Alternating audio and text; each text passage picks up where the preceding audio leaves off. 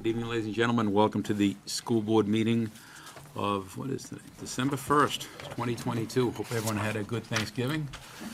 And it's a little chilly out there tonight coming in here. So, bright-eyed and bushy-tail out here. So I'll call this meeting to order at 7:01. Linda, if you could call the roll, please. Yep. Sheila Lowe's.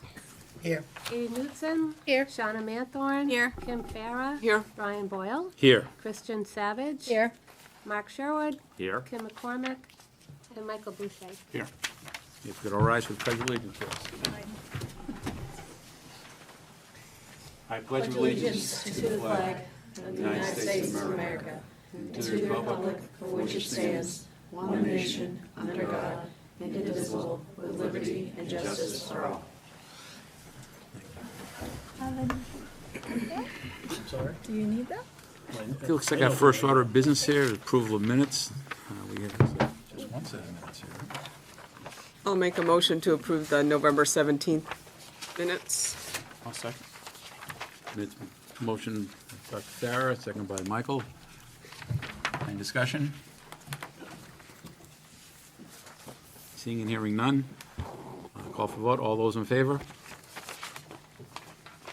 Motion passes.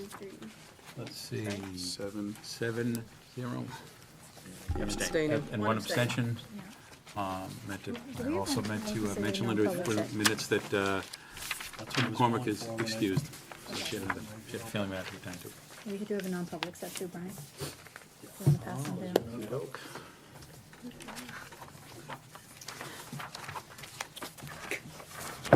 The two of us.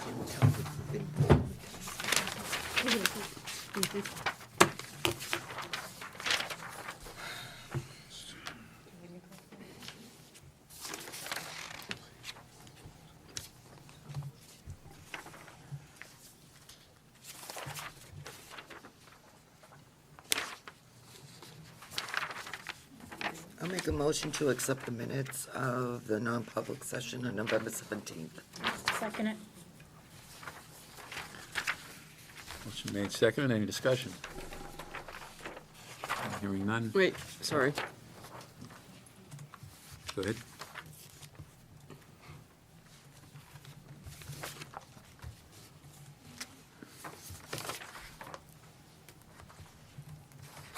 I just need to think about some of this here. I'd like to strike 5, 6, and 7.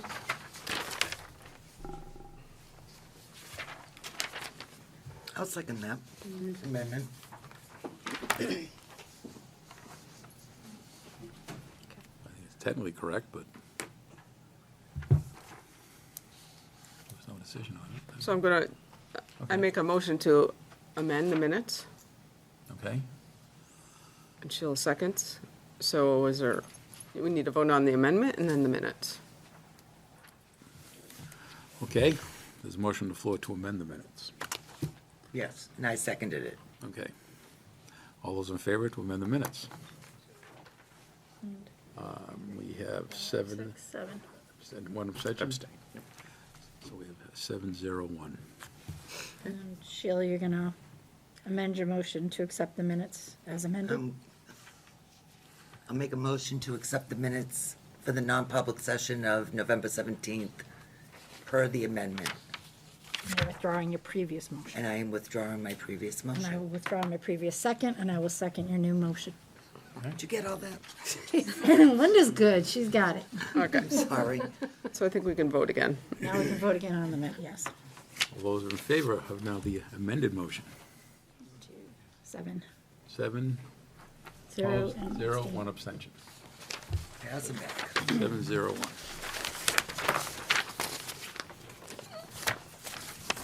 Sorry about that, I jumped the gun. That's all right, no problem, I'm trying to read the second page. Oops. You're just getting beat up and hammered over there. I'm used to it. Okay, do we have any delegates and individuals this evening? Okay. And our student rep is not with us this evening, correct? No, he could not be present this evening. Present. We'll go right into our current business here. First, our current business is the first read of the programs of studies. It's this nice, thick packet.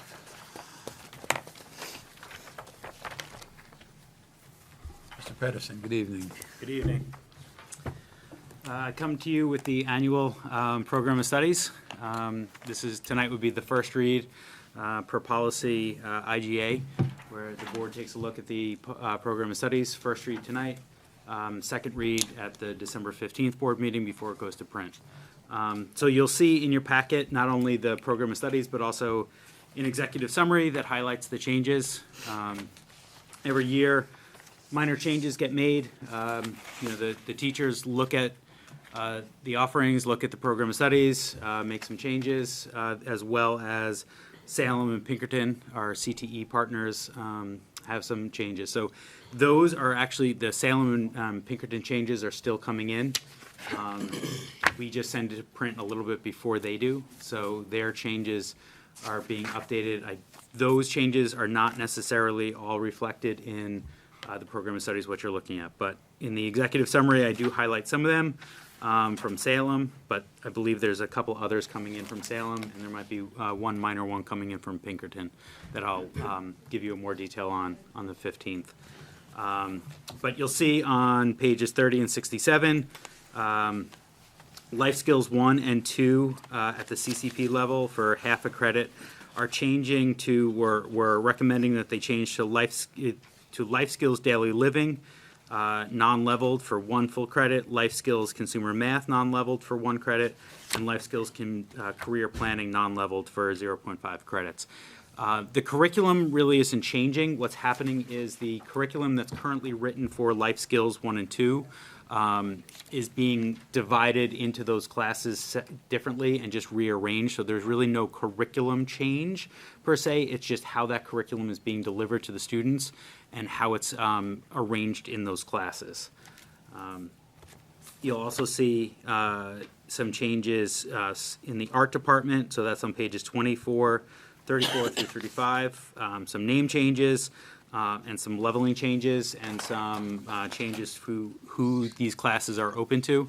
And all of that was done with the intention of ensuring that the kids who wanted to take those classes can get those classes by making them non-leveled. We feel like kids are more apt to take them and just provide greater opportunities for kids to take those classes. See on page 29 and thus 57, applied physical science is now going to be open to 9th graders, whereas in the past, all kids were in physical science, and then applied physical science was really just a junior-senior version of that. But we're thinking of creating a way to get 9th graders into that applied physical science and try to support kids earlier. There's some minor changes to, in the world language, course descriptions, very minor changes to some words. It does not change the course description, does not really change what is being taught. It's simply just some word changes. And then finally, those Salem CTE changes, a lot in terms of just the naming of those courses. But those are all out of our control. Those are all, Salem is asking us to make those changes because those are the changes that they're making.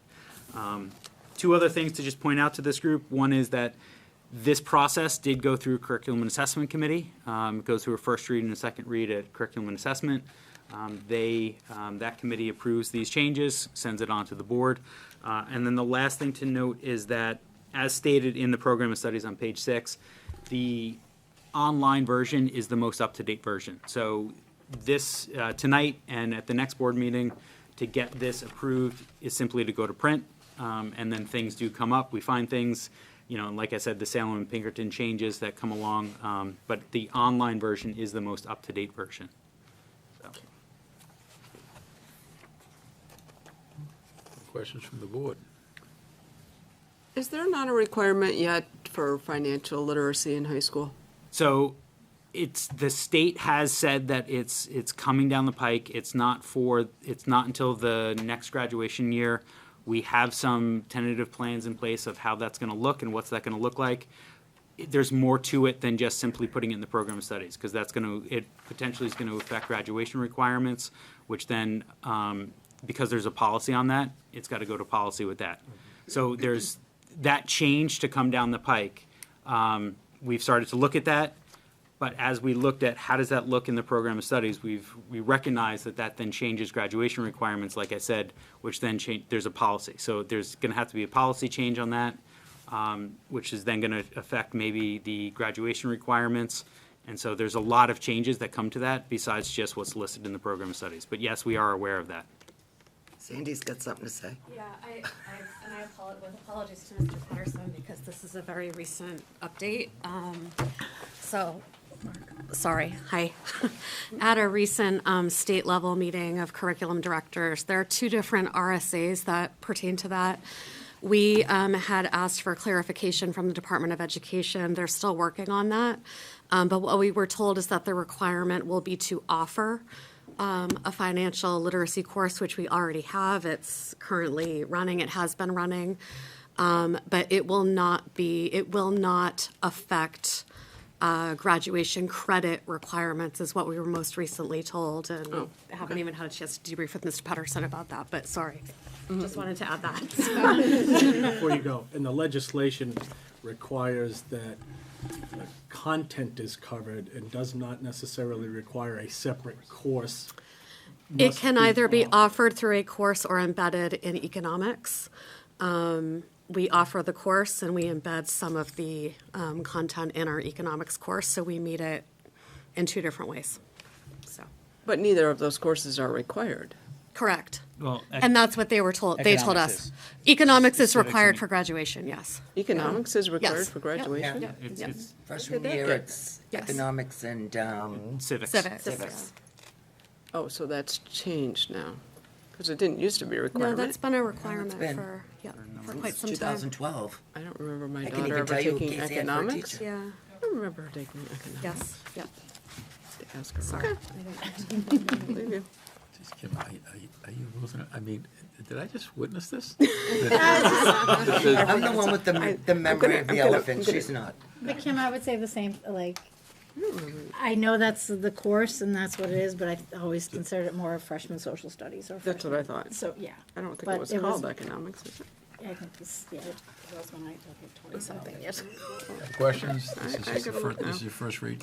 No, Sheila? I was gonna make a motion to accept the first read, Second. program of studies for 23-24. Motion's been made for first read and seconded by Kristen. Then, any discussion on the motion? It's just, we don't need this whole thing printed off again for next time. Save a tree. Save a tree. Save a tree. All those in favor? Opposed? No. 800. Thank you. Thank you. Thank you, Sandy. Next on our agenda is the Report. NASDAQ enrollment report. Who's going to speak to NASDAQ enrollment? We have the tree. We have the tree. We have the We got a lot of trees up here tonight. There's a lot of paperwork here. So this is the most recent NASDAQ enrollment report that we've received. What you will see, probably most relevant that most people want to see, is the historical enrollment on page 3. And of course, on page 2, it gives you greater detail, outlining the historical enrollment at different grade levels. Right, enrollment by grade at the top, in the top chart, and the two charts below that. It shows that historical enrollment from 2012, 2013 to 22, 23, the 10-year look, and it breaks it up into different grade combinations, and then it shows you your percentage changes in the chart on to the right of that one. But you see the decreasing enrollment from 12, 13 to 2021, and then a slight increase in 21, 22, and then again another slight increase.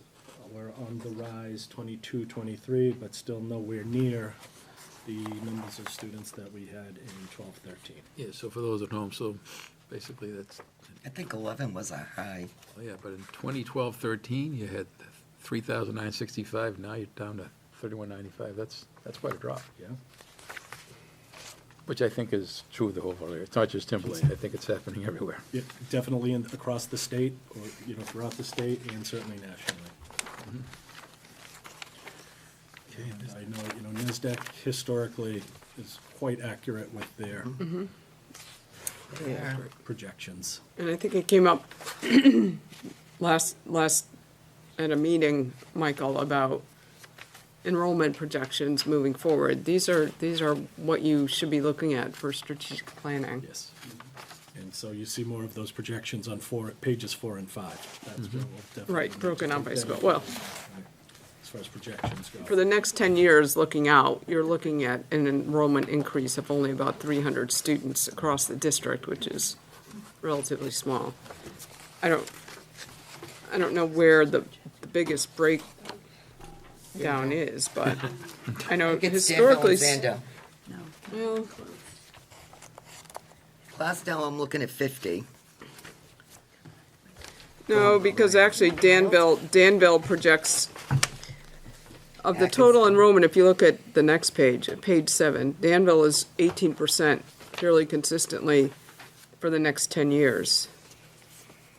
Sandown is up from 29 to 30 to 31, so Sandown goes up a little bit.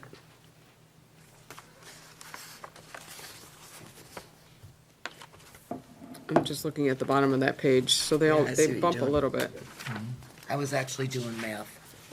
Oh, well. I was counting. You already summarized it for you, Sheila, you don't have to do it. You know me, I like A to nice look at chart it. also, in color. Yeah, no, they do really good charts, so. Yeah, very nice. Atkinson does appear to be the most constant when you look at the long-term projection. Which kind of surprises me. But what's interesting too, if you look at page 13 and you look at New England, they project New Hampshire Get it. drops by 14.5% enrollment. Now, that may not be so in our particular district, but overall. It's big. It is big, yeah. Nice to be number one or something, huh? Well, this is just an information. It's a lot of information here. A point of clarification, or just for my own benefit here, so the projections in the future, those are based on births that we know about, rather than, that's my assumption. So that's why, Atkinson, may be stable, but we see some extra in Sandown because there have been more Building, too. births. So that's what I was Yeah, wondering, with the they new look at- building that was just approved in Sandown, how up to date that actually is here. NESDEC has been, and if you look at their I know data, historically there've been. it's fallen within 25 students of what they've projected. Yeah. But they look at the building that's going on in the town, they look at all of that and the births and, There are some, like on page 14, you see a reliability and use of this document, and they talk about their projection methodology. I'm sure there's even greater detail, to show where in the report, but it's a lot to swallow. it's a lot of information. It's a lot of information, it's a lot to digest.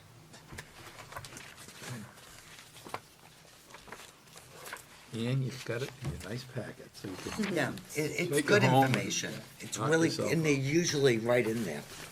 Okay, so this actually specifies how they do it, primarily by births and registrations, number of births, et cetera, but it doesn't say anything about building, which is interesting, but be that as it may. I just saw it somewhere, Mark. Yeah, I think I read it, yeah, it I does believe say. you. It's in there somewhere, yeah. I know It it's- Not unfortunate. it's in there, 'cause that has come up before. Oh, I just saw it. Scary part is I remember asking it before and I just don't remember the answer. Yes, such as in and out migration of student residents, births, HUD reported, building permits, et cetera. Okay, cool. Good.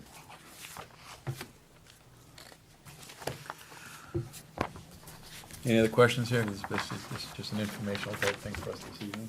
Informational, Yeah, we're not really looking for any action on this, right? absolutely, for the strategic plan, we will be using this information as we work towards developing that strategic plan. Great. Well, and probably one of the more important aspects of this is looking at Sandown, should there be a decision to try to do something with the two schools.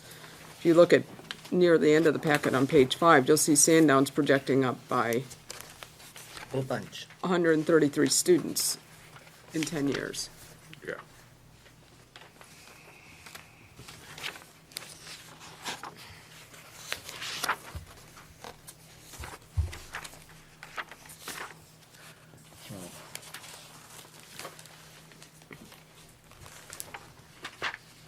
I think as we try to digest a lot of this stuff, we should also recognize that it's not a complete packet of information, because as it's telling us the number of kids, those kids are gonna need different things from us. Right. So they're not, the numbers aren't always kind of equal to each other. I just think that's a good thing to keep in mind, because that's not represented here, but it would be something we would need to consider as we look at individual need or groups of needs throughout across the district.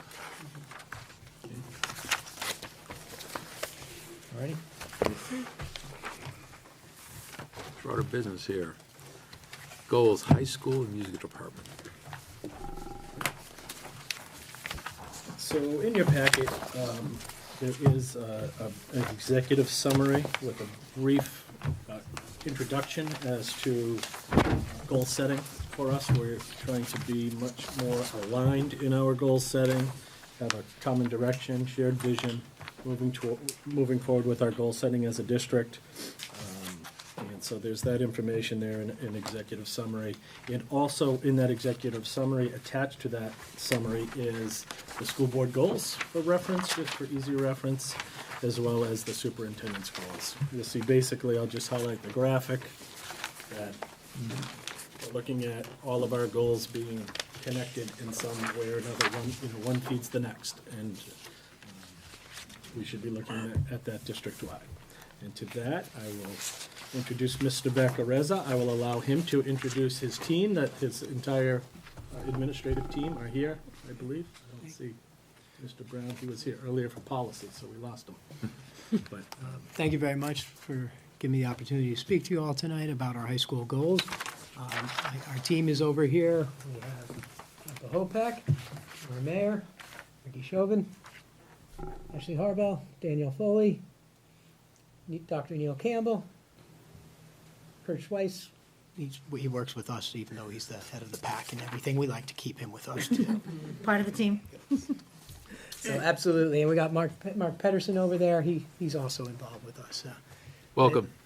So I'd like to thank them all for being here tonight with us. yes, thank you all. So one of the things, first of all, last year when we were doing goals and coming up with goals, we had no data, no information. We were really coming off of the pandemic, so we were setting goals that we were attempting to find a barometer of where we would be.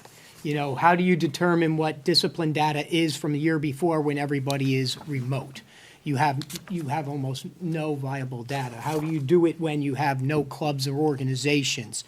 So real quickly, if I can, last year's goals that we went at, we were looking to improve student achievement in reading and writing across the curriculum. Just over the course of the year, we were looking for general improvement, but not with any data to be able to say from one year to the next. Okay, we looked to design and implement reporting tools that reflected traditional grades and competency scores as demonstrated by different action steps, you know, competency-based curriculum, performance-based assessments with common rubrics, reporting and reporting tools. So we were kind of trying to put everything together from the years before because you had to adjust quite a bit with the pandemic. And then the other goal that we had was to improve the climate and culture to ensure safety and supportive learning environments for the students.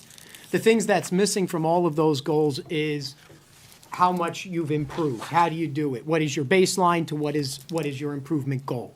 So as we go through the improvement goals that we're looking at for Timberlane Regional High School today, that's where you'll see some more numbers. We have some baseline data that we're going to be working off of.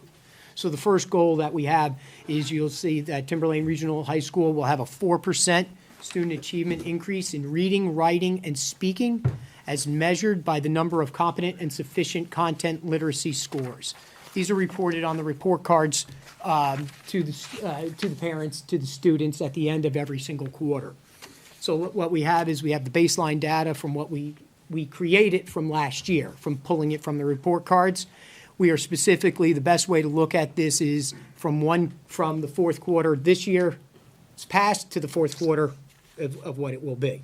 The action steps that we have taken this year are several. One, we had a focused PD session in the beginning of the year, which was wrapping around grading, how grading goes about, what's the weights of grades, and what that can do to a student achievement score on this exact topics. And that was presented by Mr. Pedersen on a professional development day.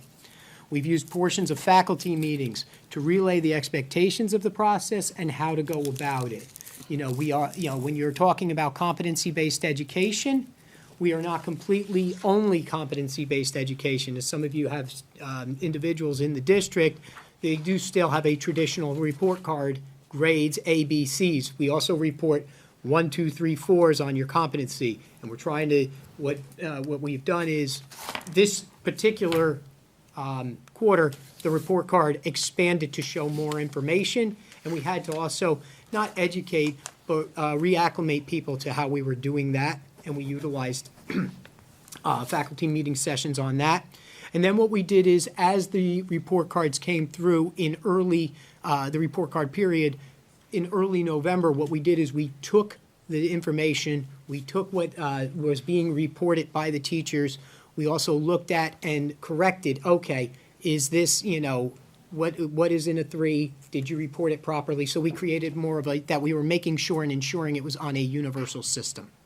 So that with whatever data we have from the previous year, we can look at the data now and determine if a 4% increase has definitely taken place. Okay? I can stop if you want or keep going. I do need to ask a question. When you were speaking earlier, you said that you've done additional training Yes. on grading and competencies this current year, correct? Yes. But now you're going to take this year and measure the improvement from last year when people did not have this training. So I don't think you can do that. That would not be a valid comparison. We've been doing ongoing training within the district and for a number of years, and what we have done is tried to articulate to everybody how the process is done. So in reality, it could say that if people, depending on how the reporting has come about, we could see a decrease because we're believing that the system that we've done is actually a more accurate system of reporting. Are you norming at all? Norming? Yeah. What do you mean? Are you, say, taking a cohort from one class or artifacts from one class and then letting somebody else externally grade it to see if there's any continuity among the grading? They have the PLCs for each class that goes, so they have certain things that they have to have the same weights and stuff along those lines. They have, so as far as to have it switched from one class to another, no. But we're doing the data off of the entire school. Inter versus intra-rate or reliability. Right. Yeah, But that's not being done. it's not being, It's not being done. got it. Okay. Is that? Can you see the calculators going? Well, what we're saying In is, terms of data collection, Yeah, right. that's what I'm saying. I'm watching the two calculators going over no, I'm here. just saying that, and maybe you can explain it a little bit differently, I could grade artificially high all the time. And if I know that you're looking for a 4% increase, I could artificially bump up my grades to account for that. How are you going to determine that you have some sort of reliability in your grading measure so that's not happening? So as far as is in a particular, you have turnover every single year that's going to take place. To say that I can guarantee someone's going to bump up a grade, I couldn't do that 5 years ago. I couldn't do that 7 years ago. Somebody can do that at any point in time. We're looking to try to improve the student achievement, but if they're not earning it, it would be dishonest to bump up the grade. Kim's Please don't think point. that I'm saying that that's not my point here. I'm not trying to say that anybody's being dishonest. I'm just trying to say that unless you have some sort of way to have Inter-rater reliability is what we're looking for. inter-rater reliability, this isn't gonna work. You can't, why don't you give it a shot? Okay. Let me see. So with competency training, you want to make sure that all the raters are rating in the same fashion, in the same context for the same standards. So how are you doing that? You do it based on the rubrics that goes, but I would venture to say nobody is going to be exactly the same from one person to another in any school district, in any situation, whether you're at college, whether you're at high school or elementary school. I agree with that, but you could also have a scale of plus or minus a certain percentage within that inter-rater reliability that would still confirm consistency. In understanding what you're talking about, and I'm looking at Sandy over there too, and, the curriculum folks, I believe this is something that we could accomplish. You could create teams doing. So Okay. Okay. So, and I don't want to jump in, but for many, many years since we implemented our curriculum back in 2013 and started developing rubrics, we've done competency training, rubric training, our departments, and it varies from one department to another, but for years have done blind scoring where they share student work, they meet together, they look at the rubric, they have conversations about why they are rating it A3 as opposed to A4 and what a 3 looks like. And so we have a lot of work to do. COVID set us back, but that process has been in place for many years. And I think that's what you were That's asking what we're about, Dr. asking. Farah. Right, So that is something Great. that has been in place for years and will continue to be improved on. Okay, and you are doing it. Let me give you the example. I've graded for the International Baccalaureate. Sure. It's a rubric, you grade it out of four categories, four times 4, 16. Grade 100 things. Every 20 or so, I get one in that's already been graded by the senior grader. And if I'm not within plus or minus 2, I'm kicked out of the system and I get retrained until Right. I'm back on the score. Are we doing something similar? Not at that level, but, full disclosure, PLC time is limited at the high school. Opportunities for teachers to meet across courses and grade level teams, especially when teachers teach 5 different courses and are in maybe 4 or 5 different PLCs. That's a challenge that we're trying to overcome. We don't have any sort of randomly pull every 5th one, but we've put systems in place. We continue to work on them and try to improve on them given the timeframes and constraints that we're working in. But this is not something new. We have procedures for inter-rater reliability. Can we improve on them? Absolutely. But do we have systems to try to make sure that our data is relevant, valid, reliable? Yes. Yes. Great, thanks.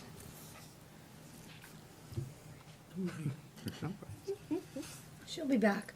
Yeah, I could warm the seat. And you did it to Mark, now you did it to John, who's next? No, it makes sense. Second one is focusing on safe and supportive learning environment. Timberlane Regional High School will show a 4% improvement in areas of climate and culture. We're trying to measure this by a decrease in school safety incidents and discipline data, increase in overall student attendance through the New Hampshire DOE truancy standards, and an increase in student involvement in the extracurriculars. So what we would be looking at here is the first one, school safety data. Every year, all schools have a school safety report that we have to do. It's a very much, you could be able to see how many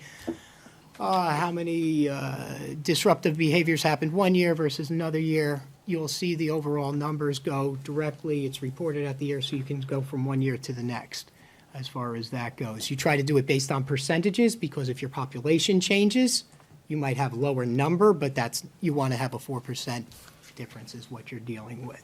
I think our population's gone down like 20, 22 students, okay? So we have that data, you use that. On that, it also deals with the number of truancy students that you have within a school based on full day and half day absences. And, that comes in, so you can see that's straight pulled from Power School and everything like that. Student involvement in the extracurriculars, there's 2 primary areas you're looking at. You're dealing with your extracurricular clubs, and you're also dealing with your sports as well. Okay, things that people can voluntarily do. So we looked at, one piece is you pull how many people were involved in sports, individuals, not a student shouldn't count 3 times. They should be, always count as one. How many people were involved in athletics over a year? See how many are involved the next year. Do we see an increase or decrease? See the number of clubs and organizations that were running one year versus the next, increase or decrease. We don't have an exact number. We do not have a number on how many students participated in each club and organization. We can see how many ran, and then we can get the data and then look for the following year to try to keep up in those. So we're trying to do it in some way of a comparison form. My turn. I would like to see you add bullying incidents to this also.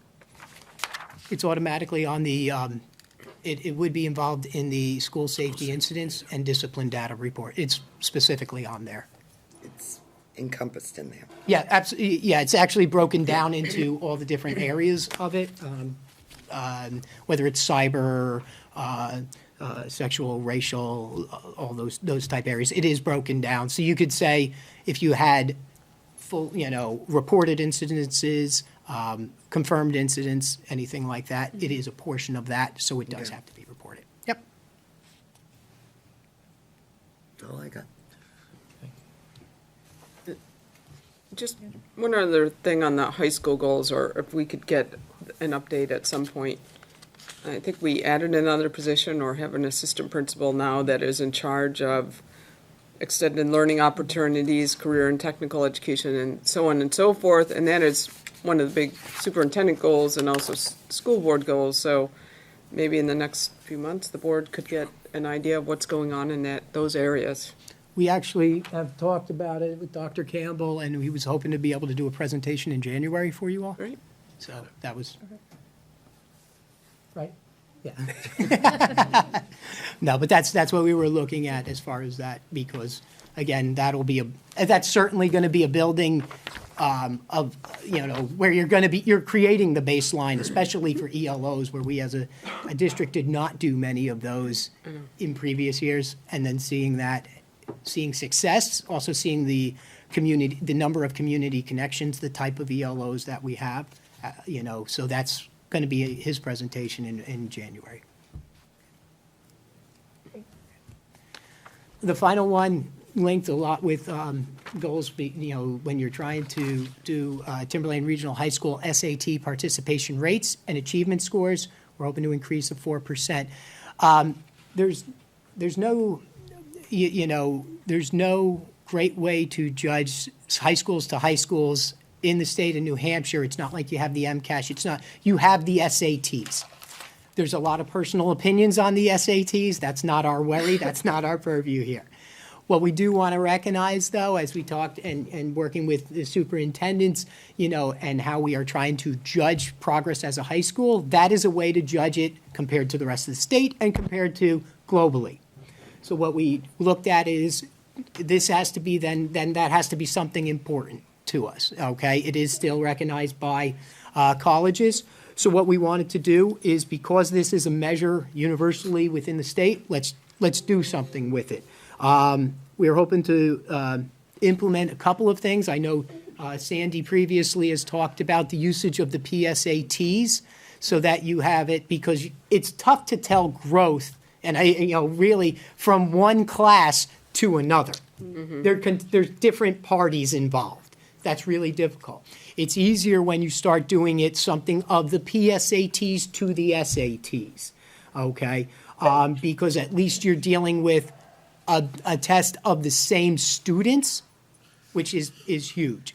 The other thing is it allows PSATs, practice SATs, allows for the students to get a visual of that type of test, and it does allow for practice. Just by doing the PSATs, the numbers can be conflicting, but you usually hear about between a 40 and 65 point increase in scores by simply being, presented to that material. Okay, so we as a school district should look to, encourage people to do the PSATs. Not only do it as a junior, but also encourage the usage of it as a sophomore. So that's one of the things we have obviously been looking into and talking about for the future for next year. Okay? I think we also have to articulate to all parties involved, whether it's our community, our staff members, that the SATs is the test that is, that the state wants everybody taking, and that in order, that it is a refusal to take the test. It's not an option test. I think sometimes people say opt out, and the reality is it's a refusal to take is what we have to do. Because opting seems to you're not going to get as many to do it because it's optional. So we think we have to articulate that to people, okay? We have to also, we've traditionally in the past done the test later in the school year, where you're going in April. What you should be doing is taking the test in March at an earlier date, and then you have the ability to do the makeup, and then you automatically have more individuals the opportunity to take the test as far as that goes. That's a huge, huge thing, because we track them down. If you have multiple times to take the makeup, you have a better opportunity to do that, okay? We've also looked to try to investigate what is the best scenario, even to what type of classrooms, or do you use a full gymnasium where everyone's on a common goal and stuff like that, where you take it. You try to do the best testing area that you can, okay? So that's, by moving up the date, you will allow that, and then you allow more participation. Now, the more who participate does not mean you are going to have an increase in scores. And the reality is that you, in all likelihood, could have a decrease in scores because you would have people who did not want to taking it. Okay? So that's why, but we are trying to do both ends of that. Okay? We also have moved up, we do an SAT prep through through different departments. And the timeline, we wanted to move that up this year. Again, it wouldn't be teaching to the test, it's teaching skills that students should be learning anyway, but with the expectations of also what is expected on an SAT, whether it's the writing portion or other portions. And do that in your English classes, do that in your math, your social studies, and your science classes, even other classes, non-core classes, using those type of ideas for some of their assignments works. Okay, and I talked about this linked with what we were trying to do a little bit last year. I remember in the pack talking to you guys about this. We've moved up the dates for that as well.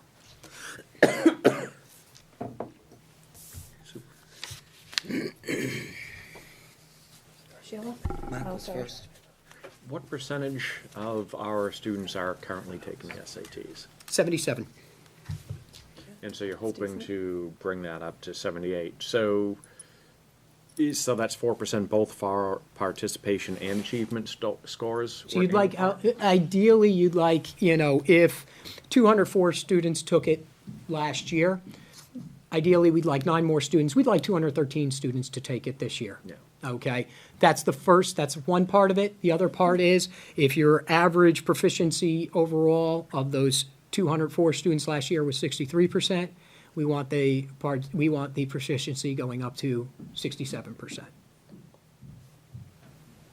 I applaud you on the stretch goals, referring back to having an increased percentage of students that historically would not have been focusing on the SATs now taking it, and the tendency for that to be a drag on the mean score. So it's a lofty goal.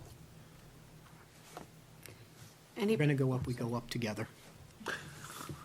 Sheila, did you have? I guess the same question I was gonna ask. I just wanted to know if there was any particular thought or reason behind why you didn't have two different goals, increasing the participation rate as one goal and then increasing the achievement scores? In one of the things is, as a school, we wrapped these goals around what the professional development goals could be for our staff, and you usually want to do 3, so we said, let's put them together and really challenge it. Okay, by doing that, just like that middle goal, you could probably do 3 or 4 different goals for that, but it's not. That was more clear to me Yeah. why those were bundled. Yeah, So I just it's wanted not about, it's about striding to get the goal. as far as that goes, can be as important to the process as actually achieving the goal. I mean, if we were to achieve all these, we'd obviously, I think you guys would be pretty happy. I think we all would be happy. But I think even utilizing the process, everybody working towards it, understanding different things, making sure that we are doing things on the same level is as important as a 4%, a number that we're just looking for. Wonderful. It's very admirable. Any other questions? Good. Thank you. Thank you. Thank you, John. Next up, music. I'll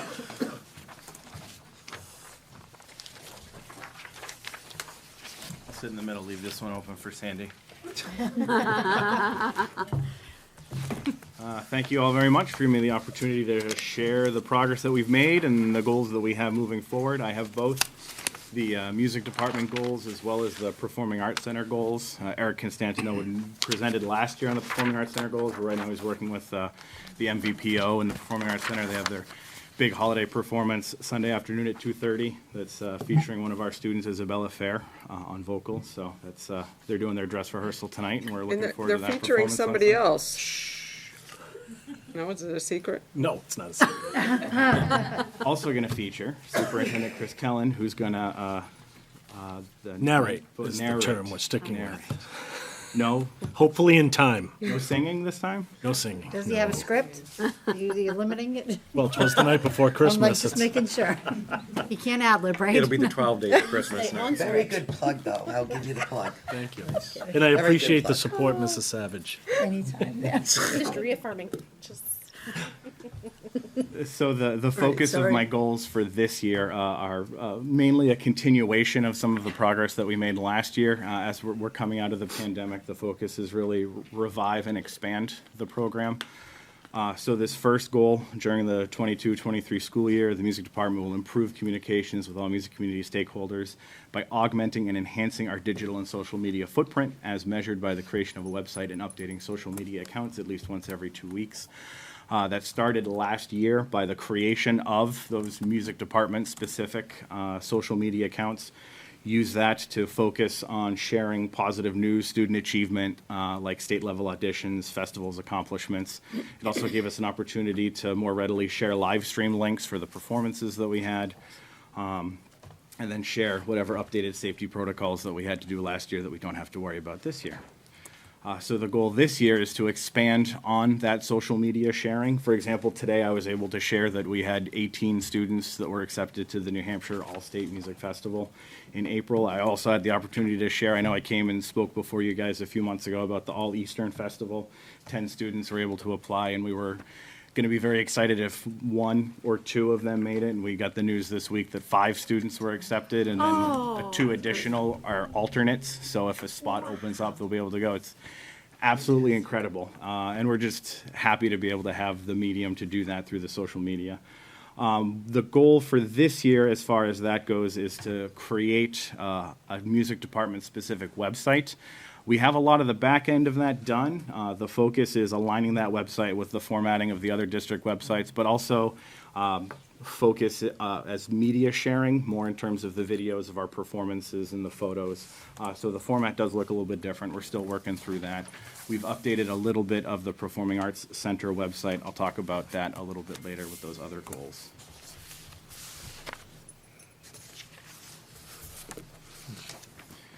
The second goal that I have, again, is another continuation of some work that we started last year. During the 22-23 school year, the music department will evaluate secondary music elective offerings as well as impacts to the elementary instrumental lesson program precipitated by the significant master schedule change in order to utilize more effectively shared staffing and resources between buildings as measured by increased enrollment and student interactions for the 23-24 school year. So some of the things that we did last year is we evaluated, for a long time, we had the same elective courses offered during the same periods of the day. So we took a look at what the enrollment trends over those years, where we decided to increase the number of sections that we offered for some beginning guitar classes. That enrollment increased, it almost doubled from last year to this year. and the excellent work that Mr. Lorenz, our guitar specialist, does with those students. So we have a lot of students enrolled there. We adjusted some of the other sections that were offered. We're looking at trying to, for the future, do either an AP music theory or offer the AP test to those music theory students, since around 95% of the work that they already do in that music theory class is the material that's presented on the AP test. So we're trying to see the best way to implement that. That's one of the things that we're working on for next year. And then the elementary schools had a master schedule change going into this year, and that impacted what we were able to deliver for instrumental and choral music programming at the elementary schools. So we're exploring that impact and seeing what we can do to better utilize those resources at the elementary level as that schedule continues into the next school year.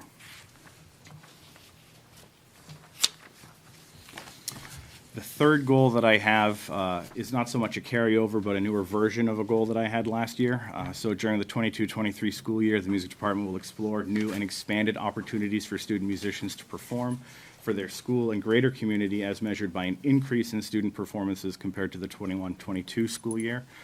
So last year, the goal was to try and have as close to a normal performance schedule as possible, considering all of the mitigations that we needed to implement. So this year, our goal is to take that and then build upon it. So for example, for the first time in several years, Eric Constantino has written a Don't Touch That Dial Holiday Edition. It's a collaborative effort, bless you, between the theater department and the music department. So that's going to be opening up Friday, December 16th. So that's a performance opportunity. We're glad that we're able to, at the middle school level, reintroduce the senior tea. The middle school's putting that on actually this Saturday in 2 days. So we have more musical groups performing there than we've had in the past. Musical groups are also going to be able to travel to the Vic Geary Center to perform for them like they have in the past. We're expanding that to the high school as well.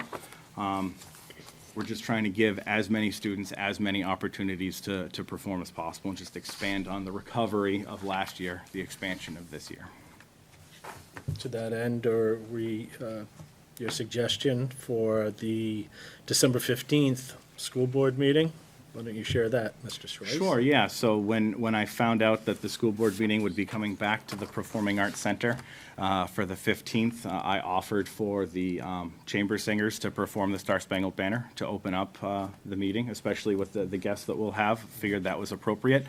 Mentioning the Don't Touch That Dial, the students actually have a dress rehearsal earlier that afternoon, so we were going to invite those smaller groups to do a small holiday performance from around 6:40 until roughly the meeting start, just to give folks a sneak peek of what that Don't Touch That Dial performance is going to look like. There's also going to be posters in the auditorium as a part of the set for that, since that opens the next night, so I hope you'll enjoy those as well.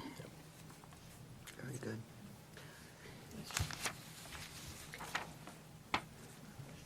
Any questions on Mark? that? Mark? Real fast question, Paul. Your second point with the elementary school master change to their schedules, don't have to go into depth. That's obviously the feeder system. If they're not introduced and their imagination isn't captured, then then in some ways they're lost. Unless obviously guitar is an option. What's the major obstacle there, and is there anything we need to know about that? No, I mean, we still have an elementary instrumental and choral program. We're able to do both semesters of our elementary honors program this year, which is nice. Last year, we were only able to do it in the spring semester. Just with the balancing and the goals that were taking place at the elementary level, the students have just lost some instruction time on that, the instrumental and the choral level than what they've been used to in the past. So no big red flag. Okay. Awesome.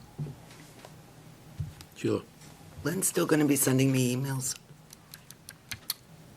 Did she send them? Oh, I'm still getting emails Okay. from her. Is that still continuing? You're not just going to totally switch over to social media? Oh, no, we're still going to use as many means of Okay. communication as we can. Because I'm still getting my emails, so I want them. Awesome. Thank you. She's happy to send them.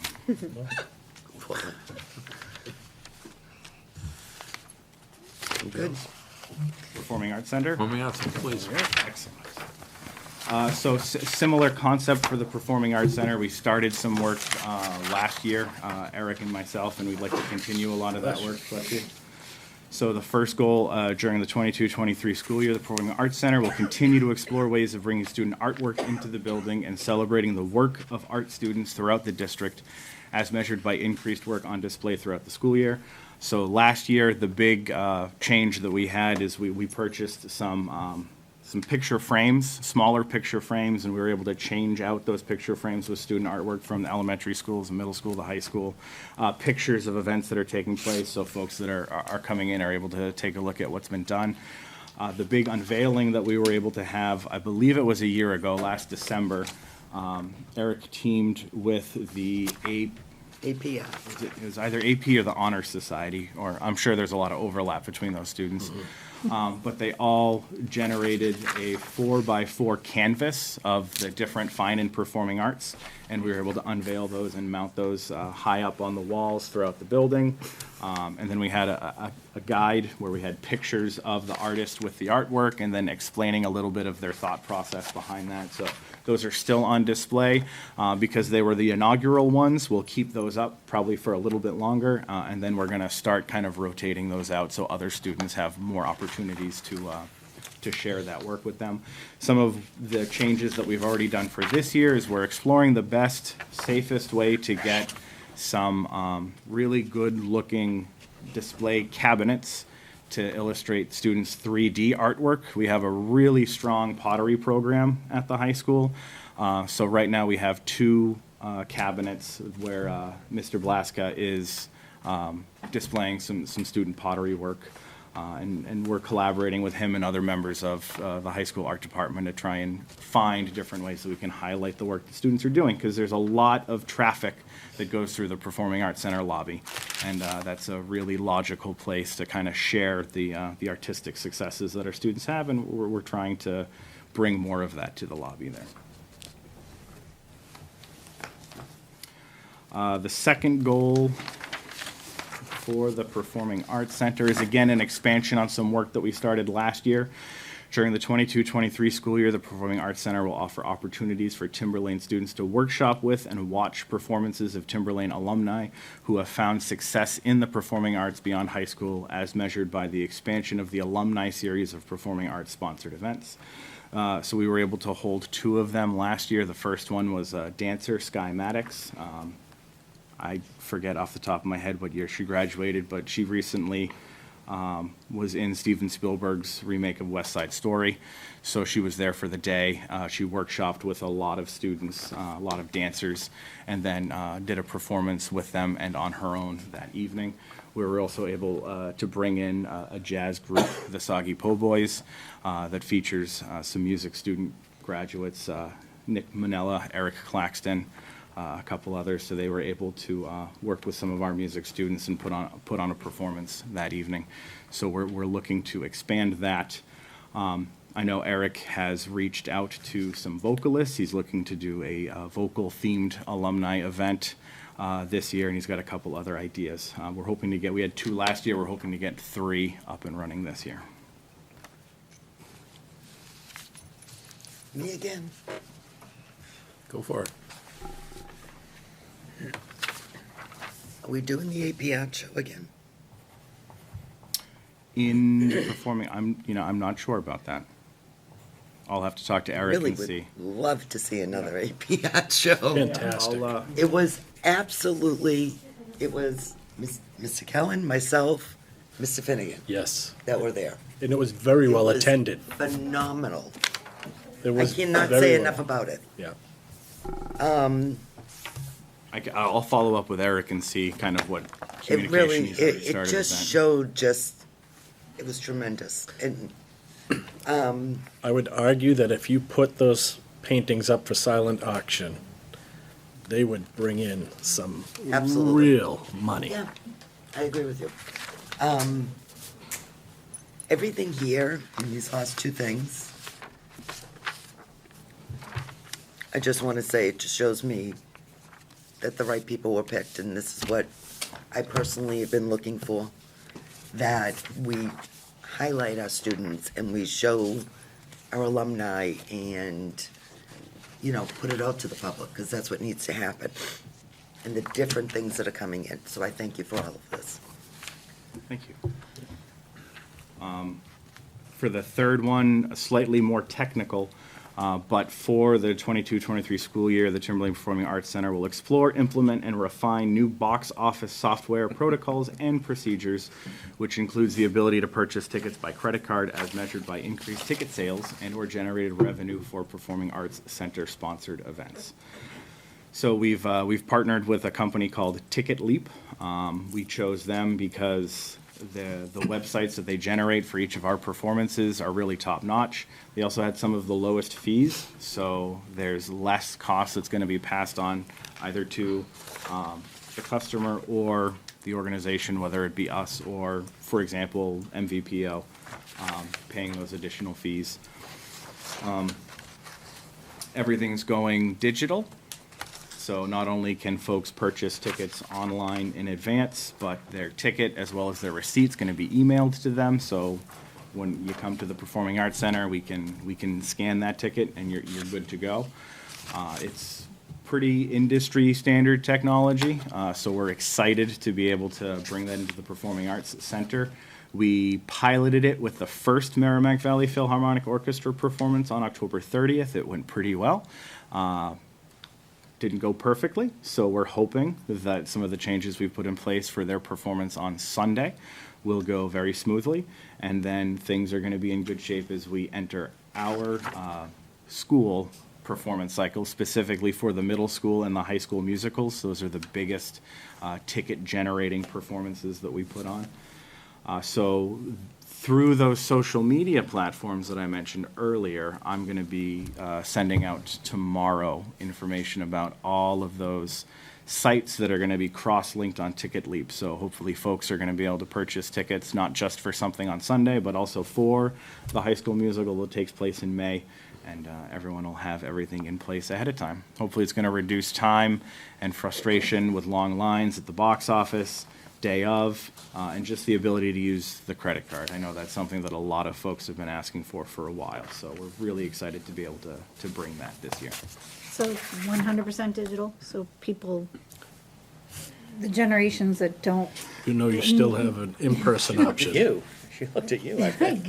That was, I'm used to Somebody's it. still there selling tickets when they walk in. yes, oh yes, So, we still have okay. box office personnel. Just wanna make Cash or sure. check? Yes, Cold hard we cash could is still do still cash and in check person. and credit at the box office. Great. We could still print tickets off. Okay. That was one of the concerns that we ran into with that first MVPO concert in October, but I've been working with their board, and we think we found a really effective way to Great. make that streamlined for the next performance.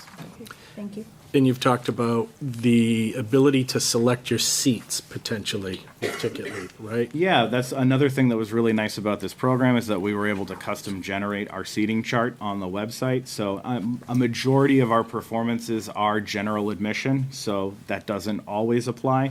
But again, for the middle school musical and for the high school musical, they are by seat. So if you order online, you'll, just like you would if you were going to go to the Palace Theater or anything like that, you can find your seat, click on the seats that you want, and those would be the tickets that you would purchase. Last question. Can you tell us what the musicals are this year? So the middle school is doing the Newsies, Okay, so that's the end of January. January 28th, and then the high school is doing My Fair Lady. Okay, thank you. Absolutely. Really up in this stuff, Sheila. Huh? Well, I lived it for 8 years. Thank you very much. Thank you. Thank you, Kurt.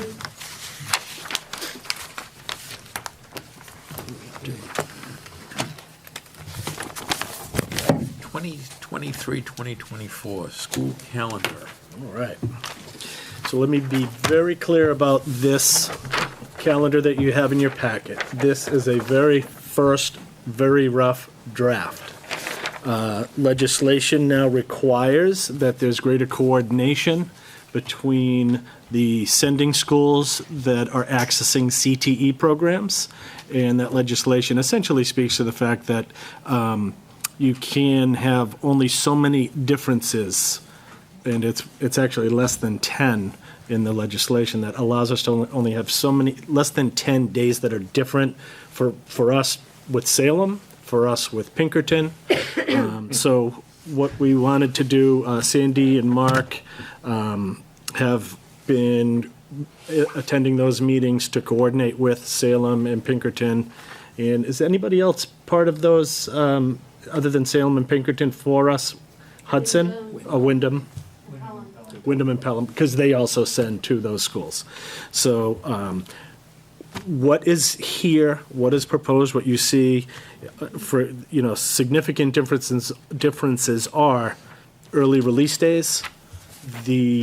Both Salem and Pinkerton have a number of early release days that I guess we once had a greater number of early release days. Place them on this calendar preliminarily, that it's highly likely that if we want to align, and if we need to align, we would be looking at adding early release days into our calendar again. Now, the good news about that is, as we've talked about here, is, and I know I've shared with the board before, there are a number of required professional development things that need to occur, like suicide awareness training, anti-bullying training, things that are now required also by legislation. Those might be, as we've discussed here, those early release days might be the perfect opportunity to conduct those kinds of trainings that might not be a full day kind of a training, and really improve our opportunities for our limited number of professional development days and make those more pure full days of professional development with a little bit more flexibility, rather than us trying to slam together all of these required trainings. So the other thing you see, the changes are the professional development days being moved. You see the September 27th day being moved really from November, right? And the November... There's usually a professional development day at the end of September, or there has been in the past. I'm sorry, yeah, so it's moving it to November, right? The professional development day, moving it from September to November. But again, the biggest change are those early release days. Still the January PD day, that everybody falls usually in that same week, but we would just coordinate to make sure that we're all on the same day in that January PD day, correct? That is the day. That is the day everybody, right? The early release days are the big difference that everybody else has that we don't. One question. Why November 7th? Why is that, why did we, is there a reason why November 7th was picked? So Sheila, I was gonna have the same question, because I wondered if it was, Because we have voting day. I know we have a holiday that week also, so it's pretty disruptive to have 2 days off in the same week. Because you have Veterans Day at the end of the week. Yes. But is it because it's voting day or Is something? that the and national, people- is right, it a national election, that, election day? or- Having, not next year, not but next typically year? it's that No. Tuesday. Yeah, Right. so I didn't know if schools were used for voting, and that's. more than likely, so Got we it. had to Yeah. coordinate with 4 other school districts. That's what I was wondering, if Yeah, that was set in stone for a that reason. November day was the day for the other districts where we have to align. That's the day that they selected. More than likely, they use schools their as voting, election right. sites. Next year not being, I mean, it's not a presidential election, but in any case, that was the date that was provided, so. Maybe Salem does. I know historically Pinkerton has not. Years ago they did, and then they Yeah. really don't want to host elections, so. Some other, additional highlights, we traditionally have had an early release day in October that has been used for parent-teacher conferences. Yep. K-8, we would still have that day, but to align to other districts, it falls a little bit later than when we normally would do it.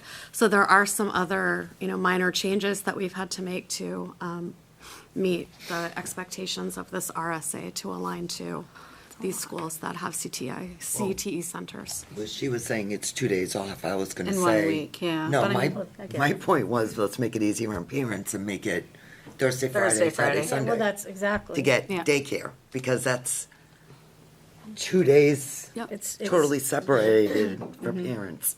That's why I was asking if that was set in stone. I was thinking the same thing, but I figured it couldn't be moved because schools may be used as voting locations. That's why I was asking, because otherwise I Yeah. would have said flip it. Yeah. Yep, I If it would've 100% been agree. I easier. mean, if there's, I know it might be because of the elections and whatnot, but if not, if there's a way to talk to everyone about changing that, even if it was the following week on the Monday, just Right. something, so it's not a. Yeah, and we can go back to the group, but after that initial meeting, there was not flexibility on that day at the first initial conversation. So I do think that there are some parameters for some of these other districts where they have to have Right. it on that day. But we can certainly ask. Yeah, because that's just, And if we don't do it on that day, that would be one of the dates that we do not comply. Right. I would say that that's one of the dates we do not comply. I just think that's asking a lot of parents in our families district. in It's 1 week. just- I mean, It's I too do know choppy. It's, Salem it's- uses their schools for voting.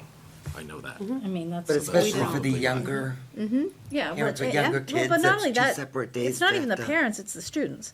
You're gonna come in Monday, you're gonna take Tuesday off, then you're gonna come in Wednesday, Thursday, then you're gonna be out Friday, Saturday, Sunday, and come back Monday again. It's disruptive to learning, For a yeah. week, and it's already the no school November month. Yeah. I mean, it's already 'Cause of like all over Thanksgiving. the place, so, Right.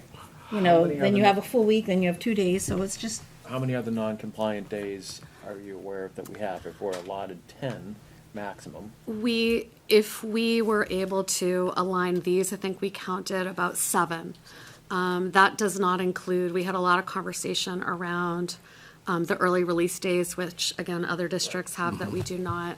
Midterms and finals, like not all districts have them. We do, Pinkerton does. So we had a lot of clarifying questions still that we were trying to resolve with regard to how those might impact. So. it's informational, we don't have to. Yeah, deal this with is it. just We'll have- informational. yeah. I will put this out there, though, as far as a national election goes, we were, again, it wasn't a national election year, but we were contacted here this year about voting from at least one of our towns, saying, could the school district host the election in the school if we needed it as a backup location? I know which one it was. Guess this.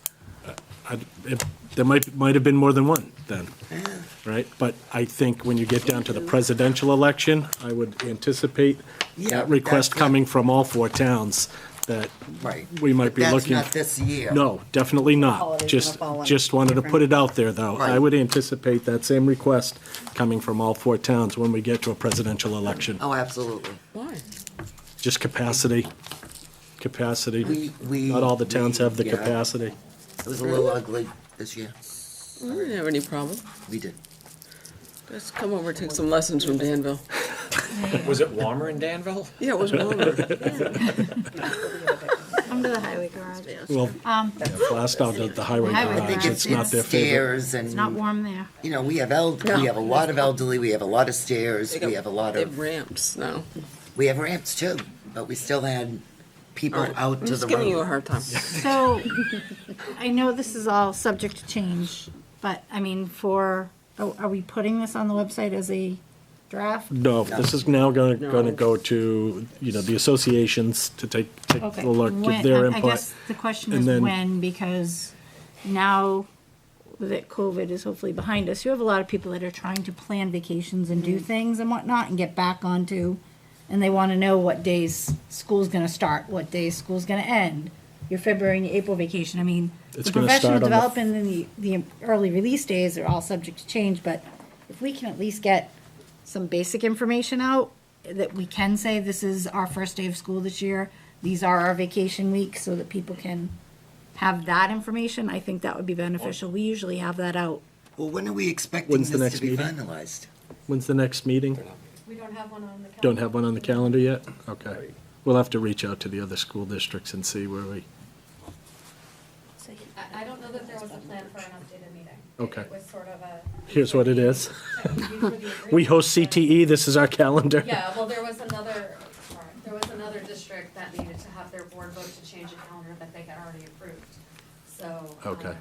there are, other districts have some other things to Work out, yeah. work out All right. in connection with this alignment. So, So we'll work on So this we for the next. confident with the vacation days now? That those won't shift? So basically, you've already aligned with the other districts, correct? On this calendar, On this yes. calendar, and you just told us that there were either 7 or 8 We days. aligned, yeah, sorry. Sandy's We, chair. the meeting that we had was to try to limit and reduce potential conflicts by aligning professional development days, if possible, and early release days and vacation dates.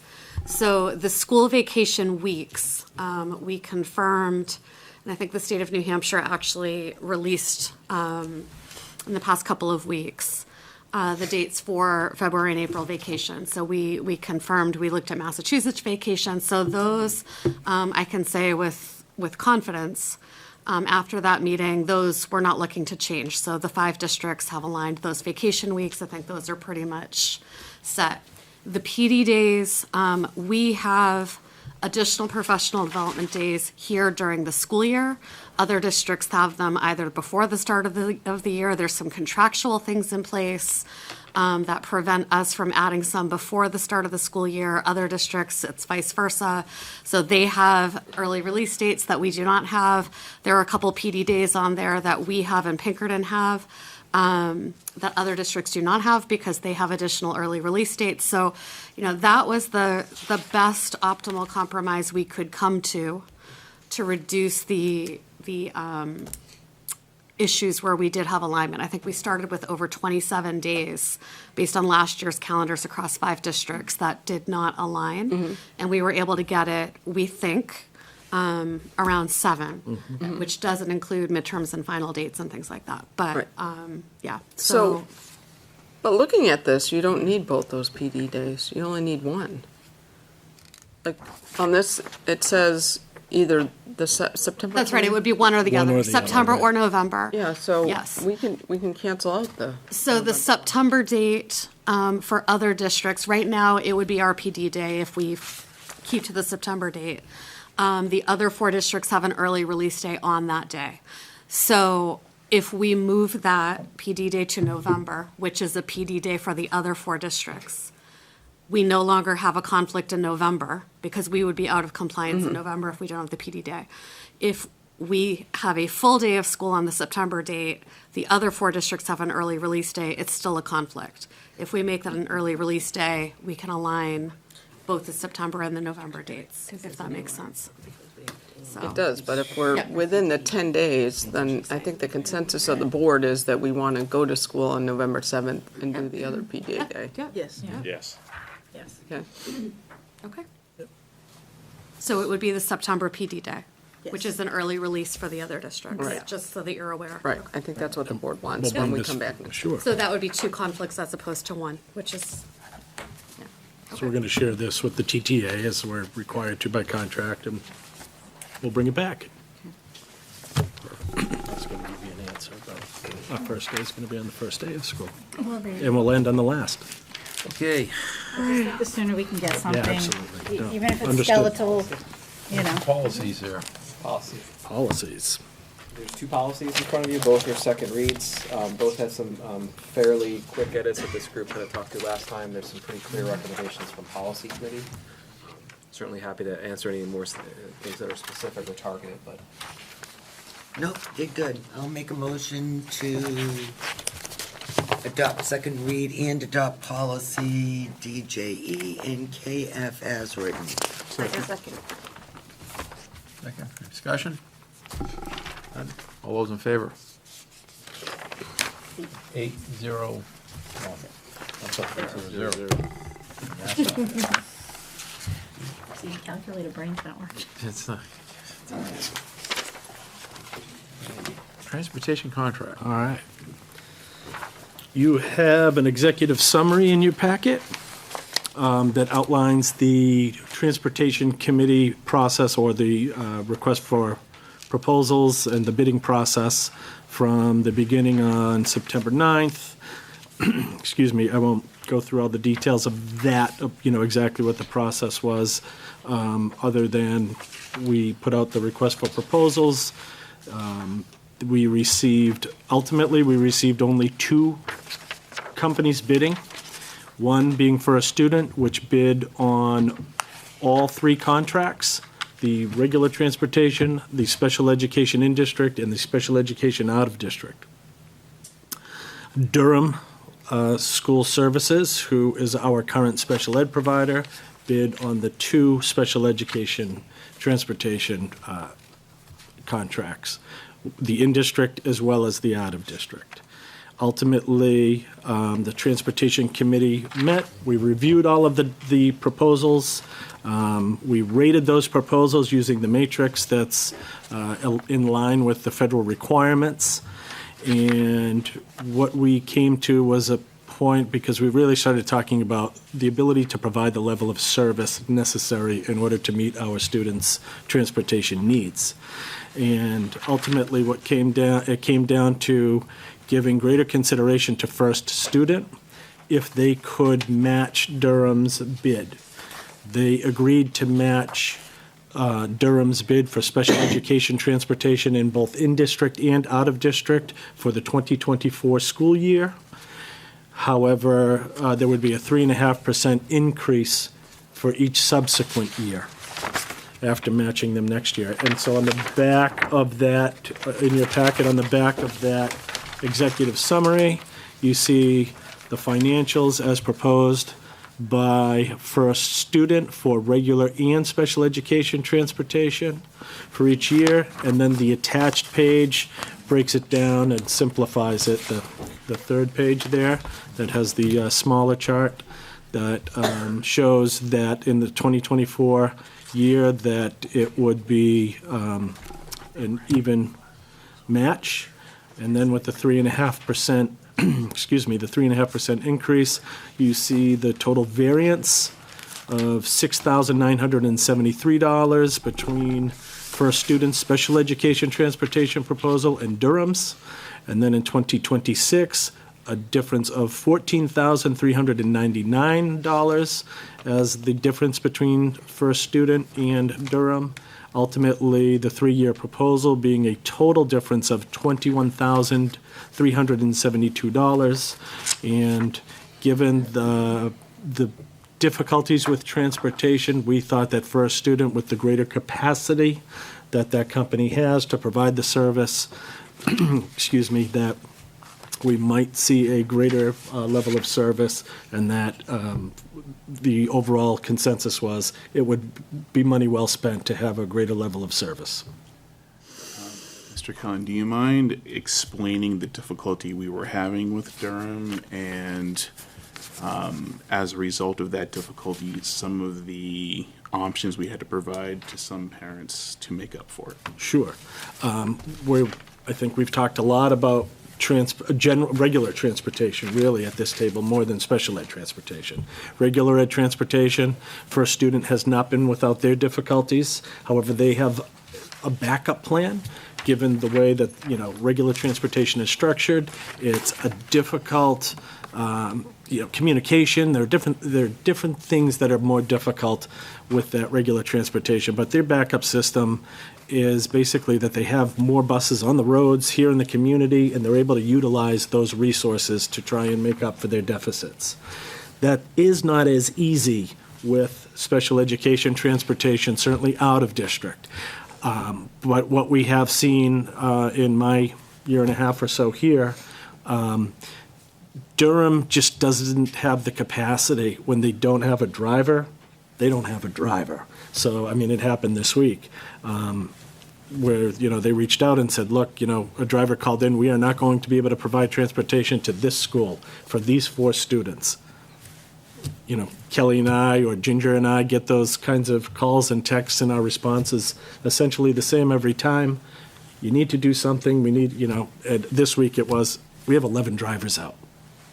So, we could run into those similar difficulties with first student, but they have a greater pool. They have a greater number of drivers all around the region. They will pull from one town to the other as needed. But I think to answer your question, it's Durham, because they don't have the capacity, when they don't have a driver, they say to us, we can't bring those kids. That's not an uncommon thing for them to have done over the last year and a half. We just can't do it. We just don't have anybody to do it. So we're looking at going with, a bigger organization, who has a greater investment in the Timberlane School District with having all of the transportation and, yes.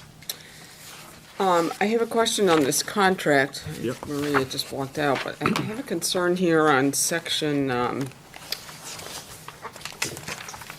I'll preface this contract, I reached out and asked David Fairweather, the regional manager, can you give us even a boilerplate draft of what the contract might look like? It looks pretty similar to Right. what I've seen from them before, but we haven't yet negotiated the contract. okay, So because I welcome your concern. my concern is in the escalation clause on Article 4 on this contract. 4.3, in the event of a driver shortage, contractor shall be permitted to pass the cost of the incremental labor and travel and expensive costs to us, yes. Less than 90% of the drivers needed to meet the district requirements. We need to think about how we're gonna do that. And then also, section 4.1 talks about the negotiated escalation amounts. And there's nothing in this appendix yet. So those are concerns for me as we negotiate this contract to completion. I'm all right about awarding this, but, and I did not see, though I haven't looked at it completely, anything about the reverse. If they're failing to provide us drivers, in the past, there was some sort of penalty. This doesn't look like we're No, seeing this, this. as I said, this This is is a a boilerplate. I completely- asked him for this basically yesterday after Mr. Boyle and I met and discussed. I think we need to take a look at the current contract Absolutely. and match it up. This looks like it's got some changes in it from the previous contract. Well, we only have a regular transportation contract currently with First Student. I Right, understand, but but what this she's saying is, is the actual Sure. wordage of that contract Yep, to look at this one, because yep. something isn't Yeah. jiving. Yes, and Yeah.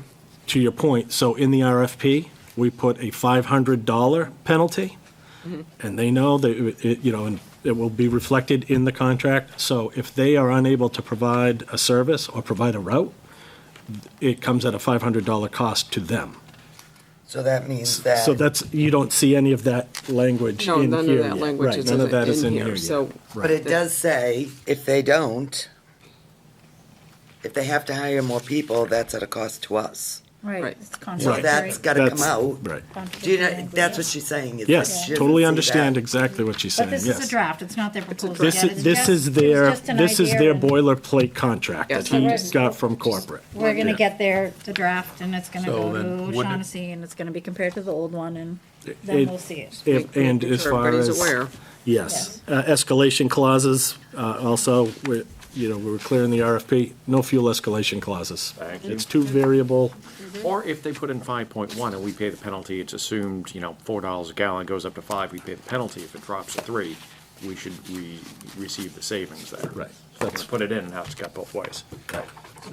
So then wouldn't it make sense then to hold off on this vote until we have an actual contract? I agree. It looks like we're going, it's a 20% increase going with First Student, but I don't know how we act on this evening without. We could give him authority to proceed in negotiating the contract. Right. I'll second that First motion. Okay. So, there you go. But, and then then before Without- it gets executed. Before it gets executed, it has to Right. come back, so Yeah. proceed Yeah. with the acceptance and negotiating contract with First Student for the. Okay. Yeah, I'm looking at Maria. I know one of the things we want to be able to do is satisfy for budget purposes, being able to satisfy that we're going with First Student with the amounts, correct? Yeah, so that's, yeah. So doing that, I think, satisfies them. Yeah. Yeah. Yeah. Sure. I do still have another question, though. Let's go through this, you want to go through this, let's vote on this motion first, or you want to Oh, have it's that? about transportation. Can I just ask Okay. really quickly? I promise it'll be fast. In past, we used to do ride shares with other districts for special education. Are we still involved in that? Because that was at a savings to the districts. We do currently have some ride shares, but the measurement of savings is not significant. Okay. I guess what I'm saying is, will we continue to look into ride shares if it's for student? Yes, yeah, among Because first that was all student like routes, Durham. That absolutely. opportunity, but some of their schools are not where we Right. need And we to looked at go. that. So, yeah. As a committee, because we looked at, which school districts now have Durham, Right. right? And there are more school districts right now in the area that have Durham. Whether or not they'll still have them, right, over the term of this contract, we have no idea. But that was one of the things we focused on was, are we jeopardizing that ride share piece? Ultimately, if one of the companies can't provide the transportation, we have the escape clause to basically allow us to, or we will, certainly in a contract, to say, we can reach out to, say, Durham. Can we jump on the ride because it happens to be coming from Kingston or something like that? Okay, that's all I was wondering. Yep. Okay, Brian. That's it. Linda, could you read back that motion, please? Yeah, it's to give authority in proceeding to negotiate a contract. Do you want to put in with first student? Yeah. Yes. Based, that was made Yeah. by. By Kristen, and seconded by Kristen, yeah. Your second. Kim. I Tim, did. second. All in favor of the motion? Opposed? 800. Thank you. Thank you. Okay. Maria.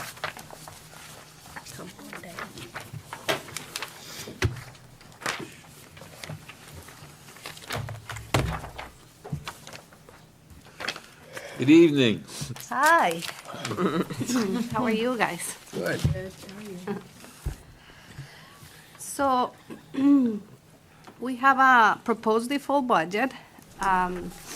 For those of you, if anybody doesn't know, the default budget is our 2023 voted budget, and we can only add or subtract contractual things or one-time items that were part of that budget. So the first page is just a summary of the increase and what was the budget last year. If you go into the second page, is the detail for the default budget. I tried my best to put little explanations at the bottom, so hopefully those help to understand what are the ins and outs of this budget. At the top, we have our 2023 voted budget, a total of $76,067,329. We have, the first item is salary increases of $328,000. At the bottom, if you see in the notes, it's $99,000 for the custodians union, $26,000 for the cafeteria workers union. Those two unions have a contract right now. Increase in sub rate. If you remember this year, you guys approved the second increase for the subs, so I'm just adding the provision for that. And the non-union increase is a tentative amount that hasn't been discussed, but I just had to put a placeholder. Again, this is just a draft, so I just put a placeholder. The second increase is $30,000 increase. That is for the education benefit in Article 8.1 of these two contracts, that I did not include that last year in the voted contract. It's $15,000 per union, so we have to include it. It's in the articles in the contracts for the cafeteria workers and the custodians. FICA adjustment, classified retirement. Last year, when we did the personnel budget, I entered all the positions in the system, making sure that every single position for every single of our units and the non-unit, the units and non-union employees was there. This was my first year doing the budget here in the system. I left the system to calculate the benefits, which is the FICA and the retirement. And the system only calculates benefits on field positions. I did not realize that the system does not calculate benefits on on-field positions or on supplementals, which here is longevity and service credits. It is my mistake. I should have checked. I didn't. So now we have to put that amount for our liability for the 23 year in the budget. So that's those three lines that you see for FICA and classified retirement. Can I ask you a question on those lines? Because those lines add up to 270,000. When I go into the proposed budget, those lines add up to about 600,000. Shouldn't those two lines add up to the same amount? I know we are adding a few positions in the proposed budget, but that doesn't seem to account for the discrepancy between those three lines. We have, so what I did for the default, what I did is as of last week when I did the position budgeting, I added who was here at that time, and I am adding the benefits for those positions that were not filled, that are now filled. So I'm doing a catch up just for 2023. I get it. Okay, I got it.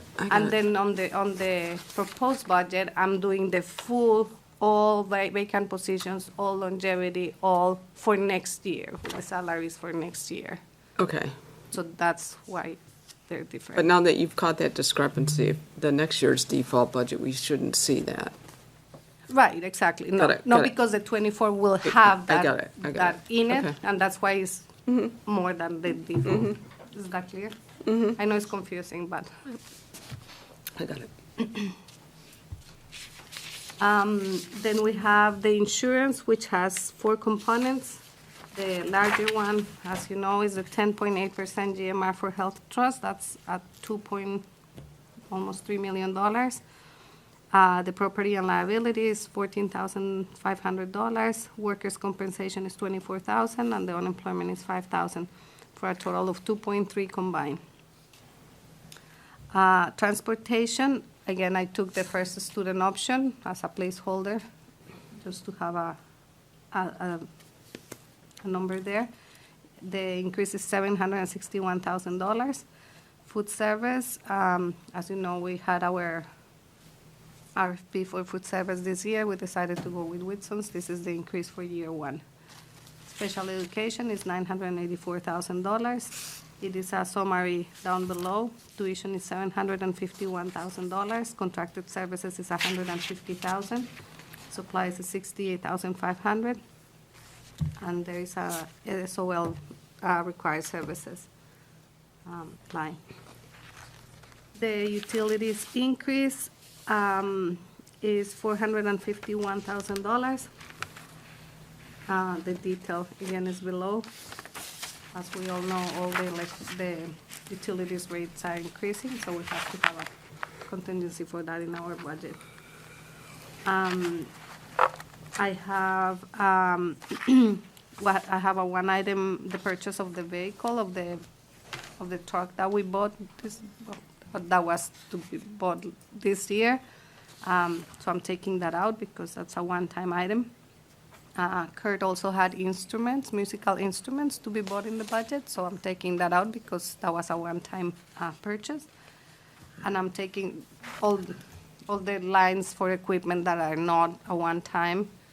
I just combine them all in one instead of listing 2,000 or 5,000 or 3,000. So it's about $65,000 for those lines. There are other lines that some of you might ask if they were a one-time, mostly in facilities. So for example, I don't know, the replacement of the pumps or the pavement or those things are that year, but those things come out of the capital budget, which is our $1 million that we come. And every year is a different project, but that's our capital budget. So I don't take that out of the budget because that's a permanent item in the budget. It gets used for different projects every year, but it is part of the budget. I just ask a question on the special education increase. Is that driven by an increase in the number of students or more so by an increase in just the cost of the services that are being provided by outside providers? Try and give the quick answer as Kelly approaches, but I think a significant portion of that is due to the legislation that requires us to fund students to their 22nd birthday now, where previously it was only to their 21st birthday. And because that decision was made and that legislation went into play after budgets were voted in last year for this year, that the Department of Education is assisting districts with that funding, essentially covering any expenses that we have. We submit those expenses, and they are going to fund those For this year. for this year. Nice. But that legislation, is as debated as it might still be, up in Concord, we have to prepare for it for the future. Okay, just curious, The because, bubble that I talked about, we have those students that are just there, that they would have hit their 21st birthday. Now we just have to hold on to them a little while longer. Plus, there is an increase in some of our tuitions and stuff like that for out of district. So, but the bulk of it are those kids, the neediest kids, their expense. So that line should come down the following year. It's always dependent upon the number of And students how that you're many- going to have until But 21. you've got that bubble, so that bubble's gonna burst, so. well, maybe, Well, you're Right. still keeping other kids through age 22 that are. Right, Oh, Yeah. believe me, right. this is a line I know very well, believe me. Not disagreeing with you. Unfortunately, I know that line very, Thank you, very Kelly. well. so, one other question related to both budgets, really. When I go to the last line, and I look at the revenue, not only are we looking at a 6.8% increase in the default budget, we're looking at a loss of $2 million in state revenue, state education grants. So, Well, two things with that. First, I'm using the preliminary, which usually changes, it is increased a little bit. Last year, they gave us the benefit of using the blended for the ADM because of COVID. So they use the average of the last 3 years. So they allow us to use 19 as a benchmark for the free and reduced. We had been doing a very good effort sending the free and reduced information to families, asking them to apply for it. We just need more people to apply for free and reduced. Really, free and reduced is the biggest driver for our adequacy aid. so, just so I understand this, that education grant is predominantly based on the number of free and reduced. It's not predominant. It has four different criteria. So it's based on obviously attendance, the number of students that we have, but they have free and reduced. They have reading, third grade reading.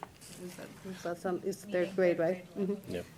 They have a contingency for third grade reading aid. They have free and reduced, but free and reduced is the highest of all the criteria. So the free and reduced, they also have one for special education. Special ed, yeah. So special education and free and reduced are the largest ones. Yeah. Okay. All right. Well, And the free and reduced numbers are almost half. There was just recently a workshop. I can probably send that link out if anybody's interested in watching that, the basics of adequacy aid, which it's interesting, but. We're taking all the steps we can to continue to get the message out and perhaps take away any inhibition those families who could qualify and aren't applying for it. We're doing everything we can to get the word out. Yes, and I actually put a call into the DOE because this year was not fair to the district.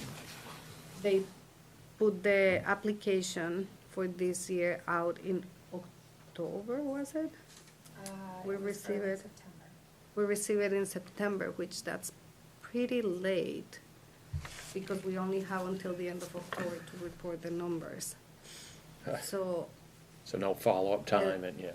no. So what I am planning to do this year is the application looks exactly the same year after the year. They just changed the number of the year. So I think I just gonna change the number and send the application to the families with the kids the last day of school, saying by July 1st, please submit your applications. Could we So that personalize, way we're 2 months ahead Yeah. of the curve. would we be able to personalize, a tack on in the very front, hey, this is an easy process? In other words, kind of, soft soap it a little bit to make it less intimidating to parents who may think they're on the edge and, I don't want to go into all my financials here, it's going to be a big hassle. So we have, Carrie has been in charge of food service, and Carrie, I have to say, has one of the best customer service skills I have ever seen in my entire life. She is as patient as she can be with anybody. If you sit down outside her office and listen to the calls with parents, she's the most patient, kind, and understanding person. She snaps at me all the time, I She- don't get it. She reaches out to parents. Yeah.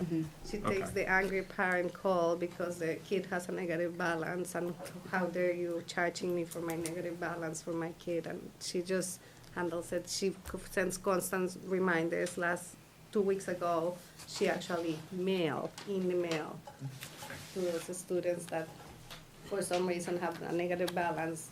Like there's a lot of first graders that have a negative balance. So those are families that they started school through COVID. First, second, and third grade, they started school through COVID. Lunches were free. I don't know if the parents don't even know that they're not free anymore. Well, we have communicate, but you know, there's parents that don't read emails or don't listen to calls. So we are. Carrie is really doing a huge effort to increase those numbers. Thank you, Carrie.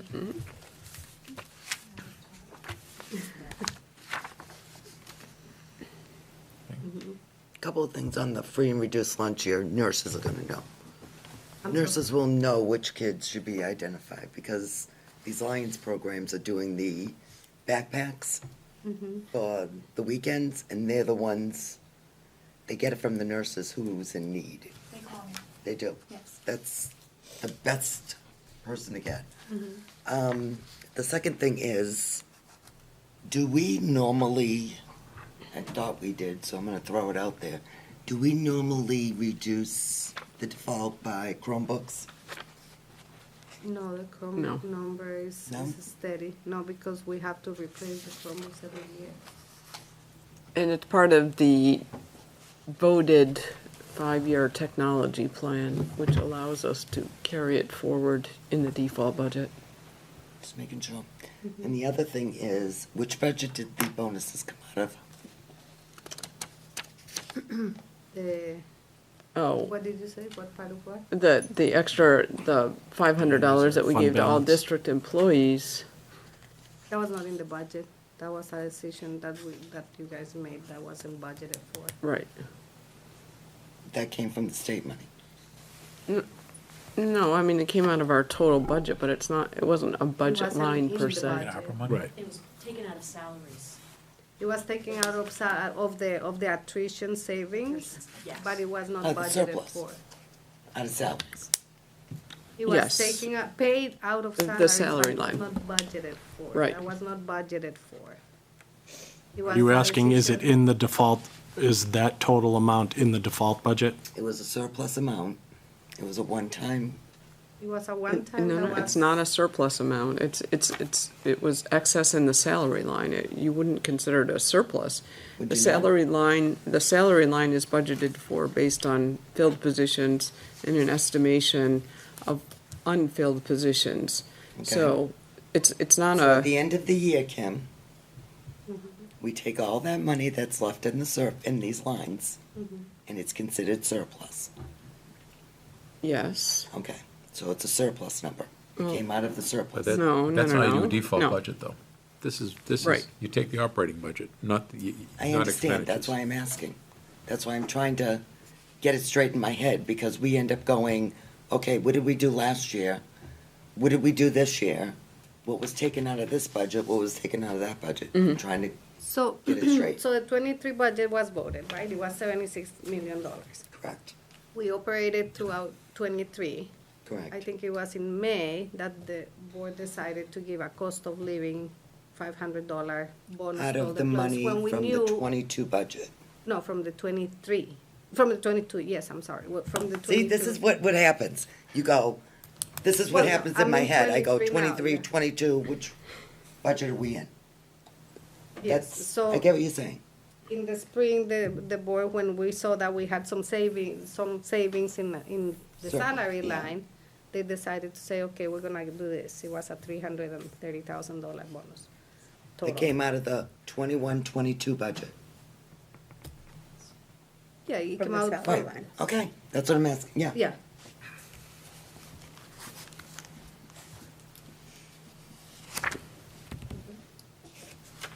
for me.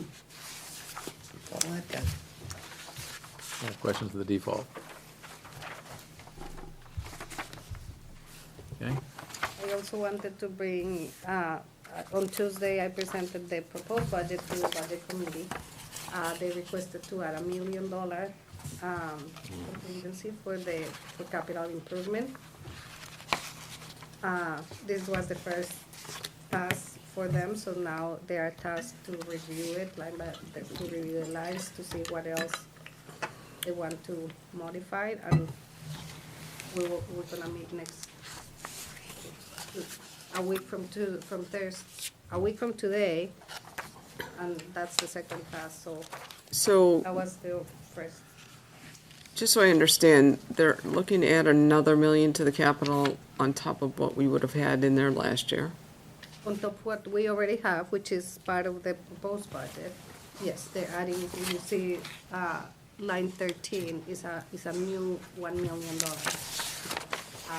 capital on top of what we That's $1 million difference. So they're adding it to the 4,600 line. Yes. This is what we have the other one. What's the difference between the functions? 42, 150,000 and 42 and 890,000. Yeah, yeah. 46. It's gonna get ugly. I know. That number is ugly. Was there any discussion at the budget committee about our thought about potentially going out for a lease, or the fact that we have major repairs? Yeah, so I mentioned it to them, and that's something we're gonna, as you guys asked, we wanted to see Right. three different options of what we can do. So Mike is here tonight.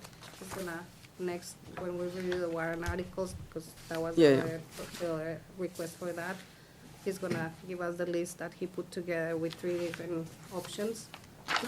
To the list. So the budget committee is waiting for that as well, just to look at it and see what you guys Okay.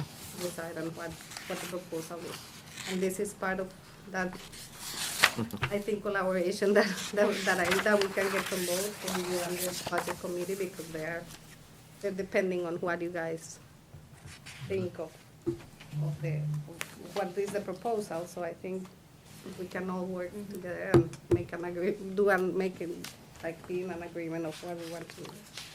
When is the budget committee hoping to finalize the budget? I only ask that question because if they're waiting for us for the lease, we need to kind of have this figured out.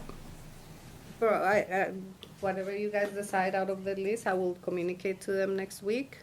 And we still have two more They have two more. meetings, so next week and. maybe our liaison here. They have a meeting on the 8th and the 22nd, is that? And that's when, they're gonna finalize the budget by the 22nd. Okay, just trying to figure out thought we had dates. We have a joint meeting on the 15th. On the 15th is the joint meeting, yeah, Yes. which is our school board because of the commissioner. It was They supposed still to have be a this- meeting after, I'm just making sure they still have the meeting after that, Yeah. on the If they need 22nd. it, yeah. If it's as needed. But we don't have a meeting between, Well, we have a meeting on the 15th. that's a joint meeting. Right. I know, but that's, we will be meeting as a school board after the joint meeting. Correct.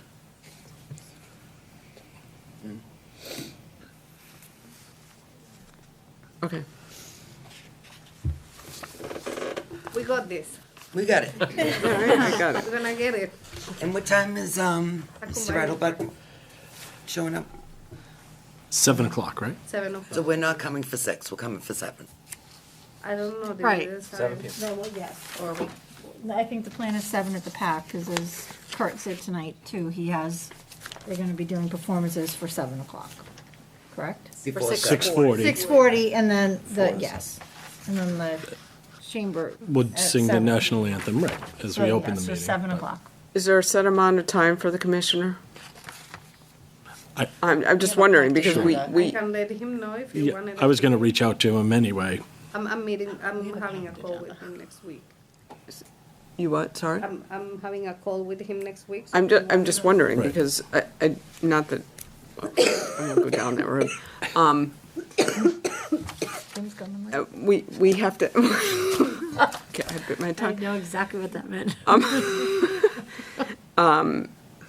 We need to have a business meeting after. Yes. I'm just concerned. I don't want, It can't be a 3, it right. can't be a 3-hour discussion with the The commissioner. invitation was to talk about the voucher program. Right. So, I understand, I think So we, I think maybe we put need up some to. guardrails. could That's you what you're just ask suggesting. him what how long he thinks that will take so that we can plan our agenda, so. Yeah, exactly, I mean, that's, right, yeah. Let them know we have a meeting to follow. And we don't expect him to be 10 minutes, but we don't expect him to be 3 hours. an hour and 10 minutes. Yeah, hour would be No, tough. how long do you want to give him? Because I can tell him we can only give you this Ask him amount if of he's time, 'cause comfortable with this an is- hour. 45 minutes. Oh, I don't think it even. 30. 30 to 45 minutes. I would Yes. say. 30 to 30 minutes 45. and 45 for It's not that 45 complicated of a questions and time. answers and be, yeah. Yeah. I would say 7 to 7:40, like, he should be done by 8. Like, we'll do a start our meeting, do our How stuff. busy is that agenda looking? No, Earlier if We you will can. keep it, I'm thinking Maria might need our friend about, the skill sets about, you talked about a few minutes ago, and how to handle people over the phone and make that Customer help. service. There you go. Make that phone We'll let call. her She'll go. get the hook You're out. talking to Commissioner of Education here, so you gotta be careful.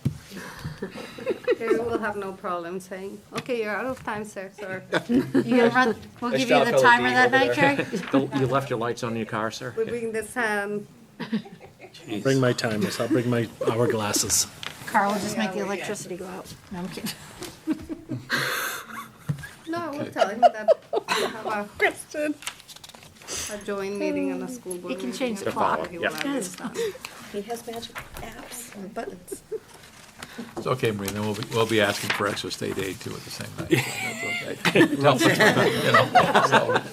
so we're okay. Yeah. All righty. Bring All right. more applications for school lunches. Do you have any other questions?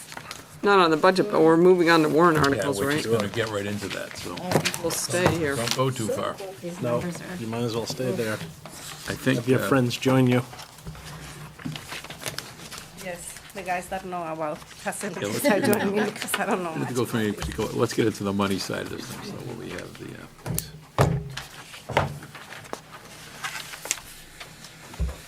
So it looks like we have a firm number on the capital reserve fund now, right? The 855 for the roof, high school roof. Oh, God. That's a good number. It's a big list. Yes, so are we doing that for the roof or for the boilers?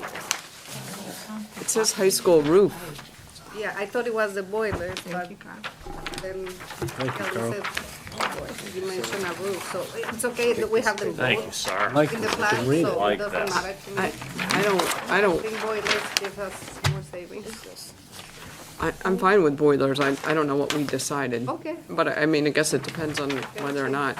And we Roof can needs- look also what Mike is gonna give us tonight. I Okay. believe. all about the numbers. That's why you're here. Okay, Look at that sheet of I'm paper. Mike Davey with EEI, and I've had a chance to present some preliminary budgets to the CIP committee and then to a special group that's overseeing the performance contracting effort, which is looking at sort of the long-term needs of the buildings as well as some energy efficiency opportunities. And just to give a high-level overview of your buildings, and we can probably have a more detailed presentation, but most of your major infrastructure across the district was installed between 1996 and the early 2000s, which my own house was built in 1996, and what that means is that a lot of stuff is coming up at end of life. The roofs, the HVAC systems, the controllers for the HVAC systems, the fluorescent lighting has become out of date. And then there's also cosmetics and some asbestos concerns. And so when we looked at everything that could be done to these buildings in the next 5 to 10 years, the numbers come in over $100 million, which is, an eye-popping number and not a number that's easy to raise either from the budget with annual appropriations or even with bonds. It's not to say that everything's falling apart, but what it means is the average air handler in this district that provides ventilation, heating, and cooling is more than 20 years old, and the equipment lasts about 20 years. The same for the majority of the roof square footage. So the majority of the roofs are 20 years old, and the estimated life is 20 years. So there's a lot of end-of-life equipment across the district. And so one of the things that many schools do is when trying to budget for a substantial amount of repairs, it's often hard to do it just by budget appropriation. And so one option is to do a lease. And a lease can be funded up to 20 years. Right now, we're seeing lease rates in the 5.18 was the most recent quote I saw on a lease. And that allows a lot more work to be done and then paid for leased over time up to 20 years. And so I broke down 4 options. I call it A, B, and C, and it's a 2-sided page, so it does flip to the back, of things we could do and what the budget would look like. So I'm going to start at a high level and say option A, and if you goes through and does lighting controls, and then addresses a lot of the district's roofing and ventilation needs. And that total was 25 million across the buildings. I will note that Sandown Central was not investigated as heavily. The ventilation there is in pretty good shape, and there's a little discussion about the long-term options for that facility. And so at a high level, if you did a $25 million lease, the annual payments would be about $2 million. We would estimate $225,000 in operational and maintenance savings, as well as energy savings. Is that on an annual basis? That's on annual, yeah. So there'd be a $2 million, but let's say a budget impact, and then a $200,000 in energy savings that would 10%. be subtracted from that. And then I kind of said, okay, if we took out some of the roofing and some of the ventilation, and we took 10 million off, what would that look like? And that was 1.1. And the savings would come down to 150. The point I think of that option is to show that it's another way to get things done. So I know that you had mentioned the budget committee had suggested $1 million increase. So one way for you to tackle that, if that was approved by the budget committee and then the school board and then the voters, you could do $1 million worth of work a year and just chip at things over time. Or you could get $14 million worth of work done for roughly that same budget impact with a lease. And then lastly, we said if we just did sort of the truer energy projects, it would be somewhere in the $4 million range. And it would have a $300,000 lease, $323,000 lease payment, and $150,000 in savings. What's not shown here are rebates. So we would get some rebates and grants from the 3 utilities that you have in the district.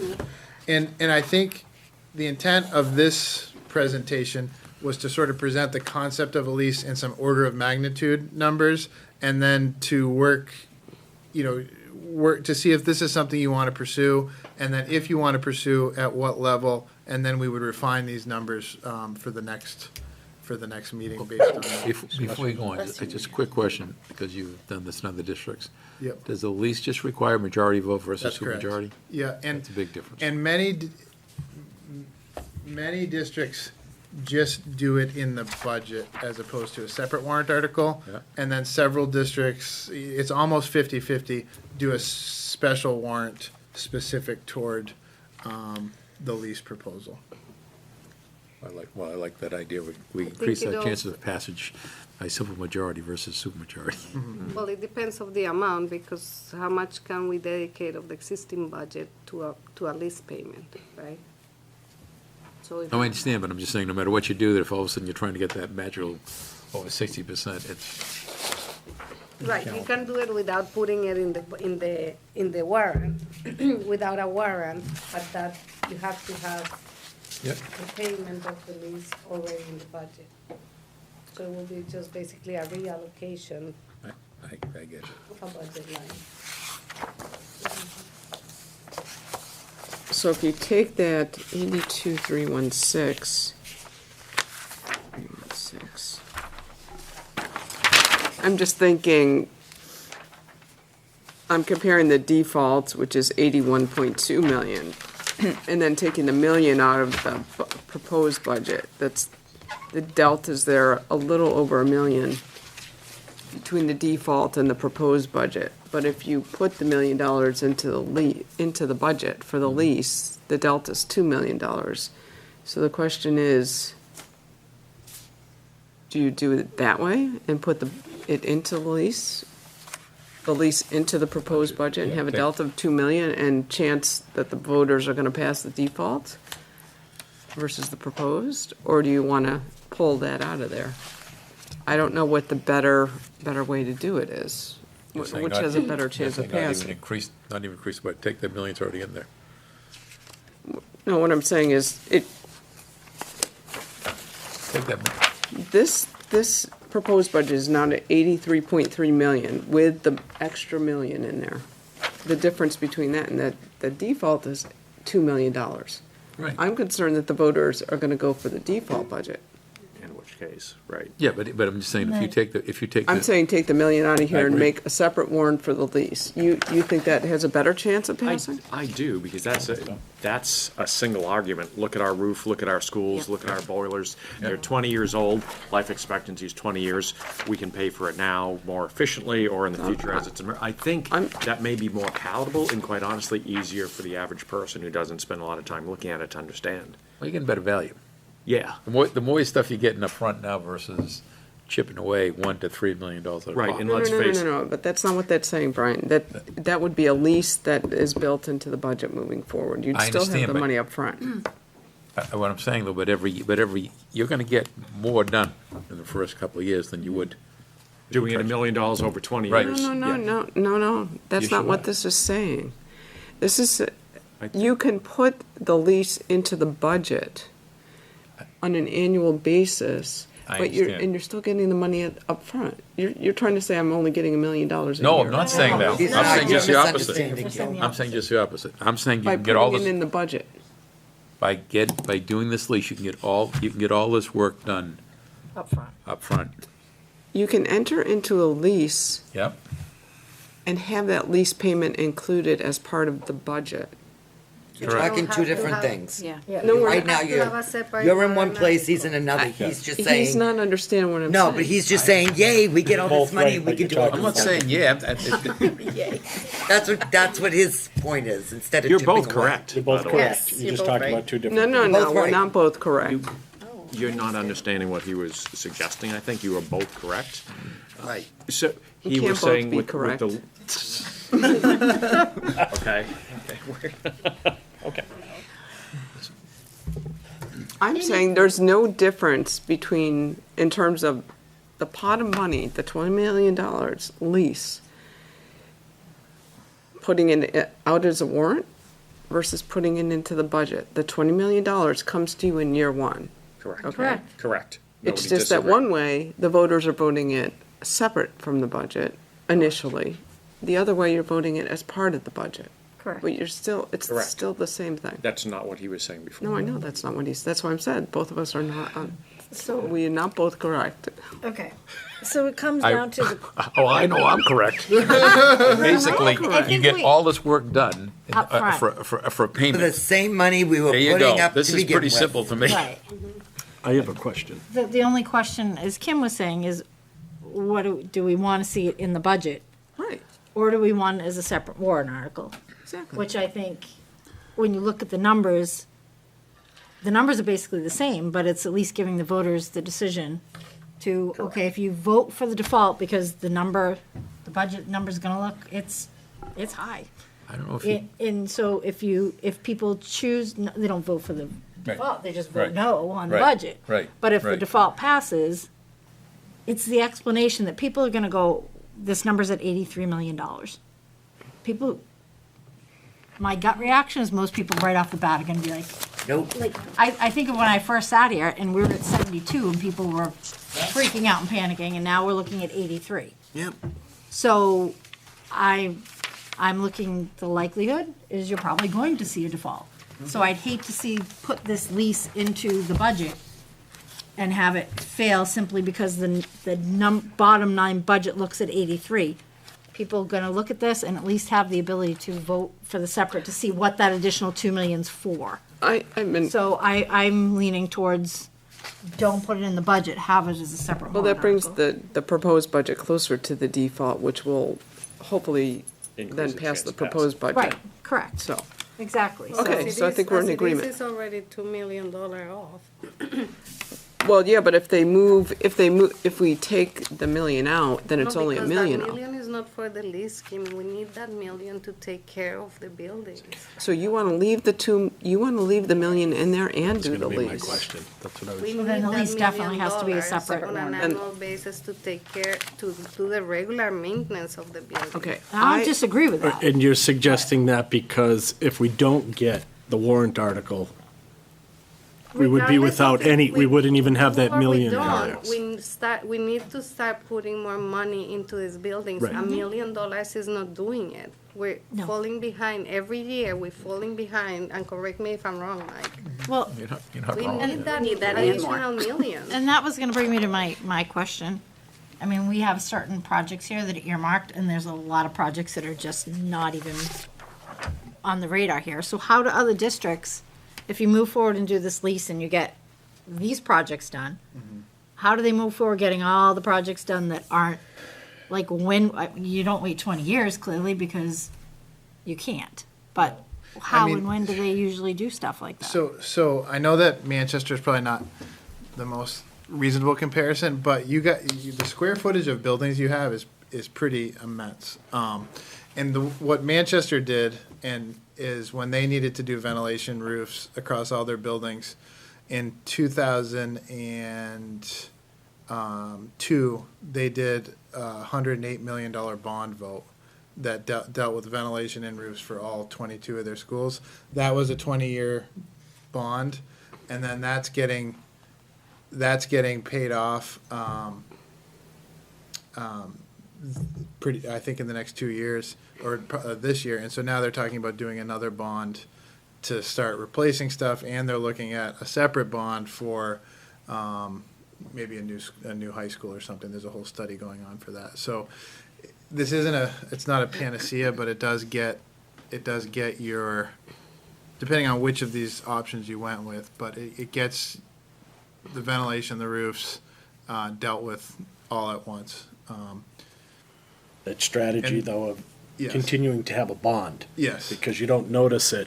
That's right. You just continue, okay, this bond is gone, now we're going to just replace that bond with a new bond. Yeah, and we've had like in Pelham, we did 3 years ago we did a lease to deal with their boilers, and then last year they did a budget warrant article for air conditioning, and then they got some grants, and so they kind of just keep chipping away at it. So it solves a lot of problems, but it doesn't solve everything. As you pointed out, there's things on here that, like windows and siding, and that aren't even part of this 25 million or the 14 million.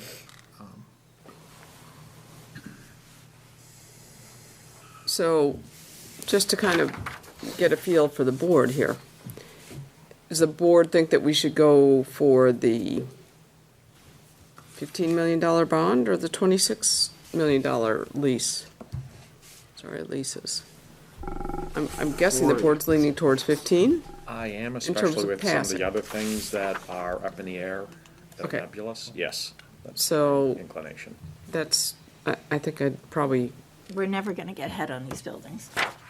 Kristen, I don't disagree, but I don't, It's so I don't know. depressing and discouraging to hear this because we're just, We got numbers last time we were here.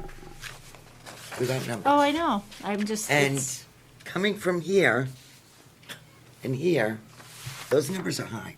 they're high for all of us. I'm Well, just saying, it's. We're double Plasto. Wow. So, and we're double Atkinson. So, Hurt some. it hurts a lot. It hurts a lot. So, I'm not, I agree with you, Kirsten, but I just don't know. I don't think they can handle it. But I tell you, I'd almost think that you'd want to go for the higher amount this year, because I can tell you right now, people's taxes did not raise this year. They're gonna be through the roof next year. November? I also think you should go for the higher amount because you are so Far behind. That's the problem, we're so far behind. You and know, it's, and even though that's the higher amount. We have to do something with the it's- schools. We have to. Exactly, and it's a lot more affordable than trying to For roughly a Bill. million, I mean, a series of schools. That number just gets off the charts. I do have a question about or double the savings. the energy, the estimated energy and operation savings. So what is, I guess, the major driver for those savings? Is it the HVAC stuff, It's or is it? It's the lighting and HVAC. And I will say, these savings amount are based on your current budget, and we had noticed that there's an increase of, what'd you say, 400,000 or something like that to your energy line? Yeah. Not only energy, all utilities, Yeah, so gas. it's all savings. But where I'm going with this is, these savings will actually be higher than your current rates, that, because we base it on what you paid the last 2 years, because that's the data we had. And so as electric rates and gas rates go up, these savings will be higher. So I guess to ask a follow-up question, are the biggest savings coming from HVAC, or is the biggest savings coming from the The light? biggest savings is coming from the lighting and the HVAC control. And the lighting is more of the savings than the HVAC controls. Gotcha. Okay. Because the reason I was asking that question, because that may determine what option makes the most sense. But our HVAC systems, for the most part, because I know at one point I had a list of all of them, are old. They're gonna have to be replaced regardless. It's not a question of savings. Your systems aren't gonna, you're gonna have to replace them. They're old. Reaching out of life. For example, Danville, we had a boiler go out last year, excuse me. Danville, we had a boiler fail last year, a section of it cracked. When that went down, the whole section of building went down. It's not redundant, and it's time to make it a redundant system and to make it more energy efficient by changing from oil to propane. Those are the things that we're looking at doing. When the boiler failed, like it did in Danville, right? Is it more costly when it fails? Well, To we can't have school. repair it? We can't have school. Yeah. Well, So that sort of settles the. Well, and I will tell you, in our little town of Atkinson, I got a phone call, I was out for Thanksgiving, because the heating, the furnace at the Atkinson Police Department failed. So, we have, as we speak, we have temporary heaters in the Atkinson Police Department. And we located one in New York that they're moving up for $24,000, so it's costing us an extra, we estimate between $2,000 and $3,000 with the 24, instead of, which I thought it was gonna be higher than that. But when something fails, that's it, you now go fix it. By dumb luck, Atkinson had $35,000 in a building reserve account. Now, what do you do when something fails and you don't have the money in the account? Now where you going with this? So it's as you So now say, it's end-of-life stuff. I think homeowners, we deal with stuff a lot. And, that furnace really should replace it. We'll get another few years out of it. We don't have those same options in public buildings. No. I think there's a downside, and all of a sudden you have to close the school. Yeah, so to that point then, option C really shouldn't be considered because it doesn't really address much of those HVAC. Yeah, I don't think anybody's really, it's out there. I don't think anybody's, I mean, I'm in agreement with Brian. We've got to do something, and we've got to do something substantial. I think I'd put option A out. I'd want to go with A for the lease, the higher amount. I agree if we're asking for it. And people have to realize the disrepair of our buildings. I mean, it's, And you're also looking at probably an annual savings closer to $400,000, not $200,000. Right. Yes.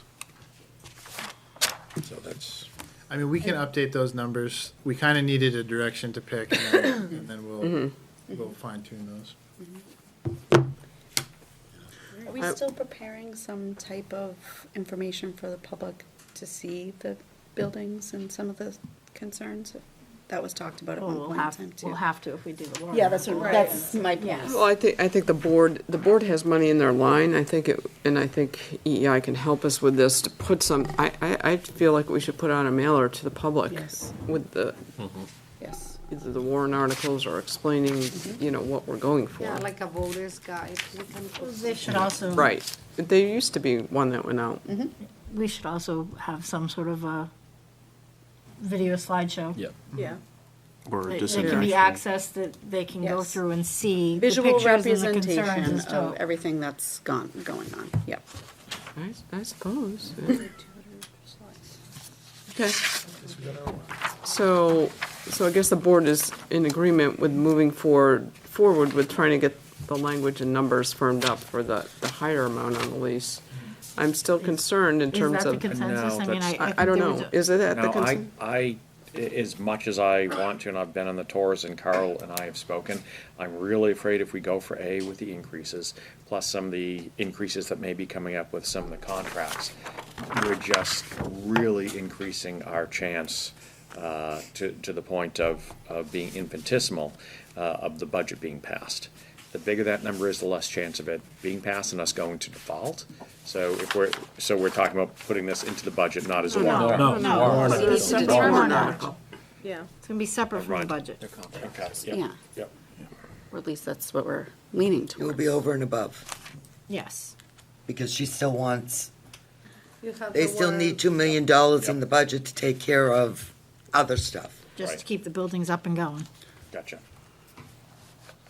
In the warrant articles that you have in your package, there's the one for the lease. I do have a question. So since Kim mentioned this, for the capital improvement amount in the proposed budget, could that be updated to match this lease amount for option B?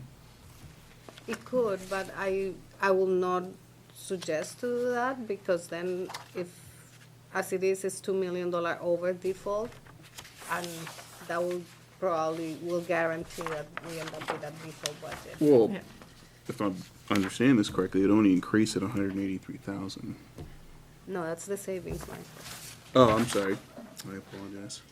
Looking the wrong You way. need to increase it by 2 million on option A, 1.2 million in option B, and, if we go with option C, yeah, but No, that's B. not what he's saying. B, you have to increase the budget by $1.2 million, 1.18. Right, that's what I'm saying. So you're going to be, from the proposed budget, 183,000. No, Michael, this extra million that, and I was confused about this too. The extra million in the proposed budget is not the million for the lease. It's another million that the budget committee put in. So if we wanted to put the lease into the budget, it would be another 1.183 million. But On top of the I one that's already. I guess this is where my additional confusion in here is. Capital improvement is, in a sense, related to this, in the sense that they are repairs for the district, correct? But it's everything else. If you tie up $1 million in the lease, you're only leaving them $800,000 to play with during the year for everything else that goes wrong. Gotcha, And okay. as it is, that's what we have right now. We have a little less than $1 million in the budget to take care of our 9 buildings. And it's not working. And it's not working. This Okay. is why we keep falling behind and Clearly. behind and behind. So that's why we can't use the lease money in there, because they need everything they can get for the regular maintenance of the day. Gotcha, okay. So that's why we have to ask the voters above and beyond. Are you willing to do this lease and spend this money to get all of these projects done? And then we can use that 2 million to start maybe whittling away at some of the other stuff and maintain our buildings until we figure out the next phase of what we do. Okay, well, so another way of looking at this then, let's just say the warrant article were to pass, right, and we start doing some of the work, potentially some of this capital improvement money might not be spent. Oh, it would be spent. Because we look at all the projects that are At on the end there. of the year, that- we run through the list of projects that we I mean, haven't been able to that have already been- accomplish. Look at all the Right. blank lines. It's like They need to be this spent. past year, you remember how in the spring we decided to do all the paving? So at the end of the year, whatever hasn't been spent, we put it towards a project that we know needs to be taken care of, or a roof, or paving, or, Something that pops up throughout the year, like the leaks in the sprinkler pipes, that's gonna be a big spend. Gotcha. So who on the board then is in favor of going with the higher lease amount? Just, this is not, we're just trying to get a consensus. So it looks I like, think we have to put it out to the voters and see, if we're gonna ask for the money, if we're gonna do it, I think we gotta do it and do it the right way. I think the other way, I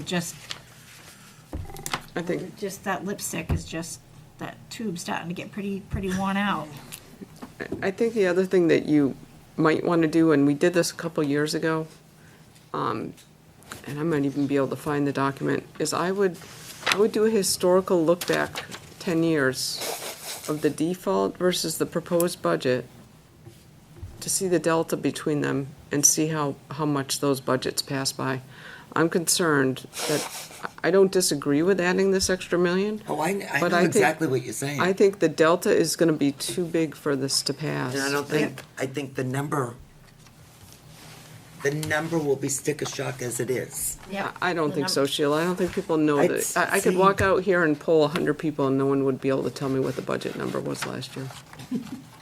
Seriously. No, you're probably right. No, I mean, I agree. That's a safe- We all that's know a- it. and that's a we- safe but bet. That's, We know, that is that's a what I'm pretty saying. safe They're bet. not gonna. But they show up at the polls and they. They or- see the. See a number and They they see go. the difference between the two numbers. That's it. Right. That's all they see. I mean, I'm as guilty as anybody else before I was on the board. I didn't pay that much attention. I know you don't. So, But even if, but I agree with you on looking, because that number does look drastically different. That's why my first thought was, I see a default.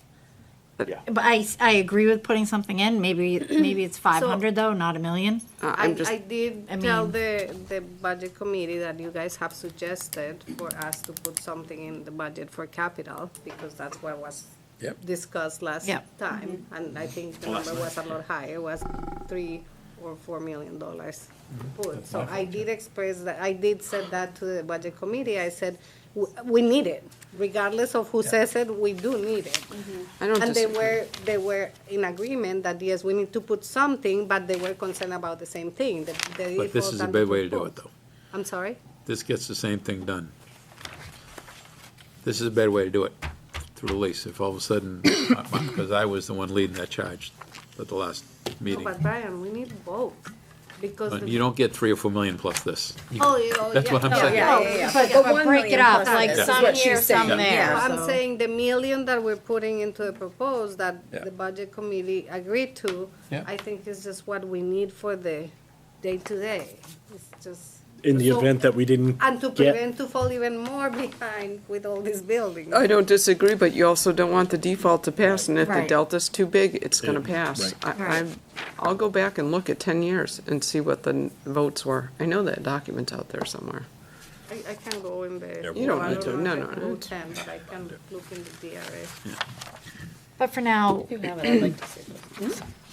If you have it, I want to see it. we want to fine tune the numbers on option A and lean towards a warrant article. Yes, yes. And again, don't we have to, we've got to put the tax impact, correct?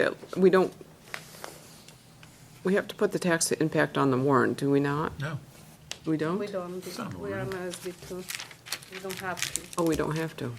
People always ask it at Yeah, you deliberative, want but to. it's not really on the written ballot. We don't have to. Okay.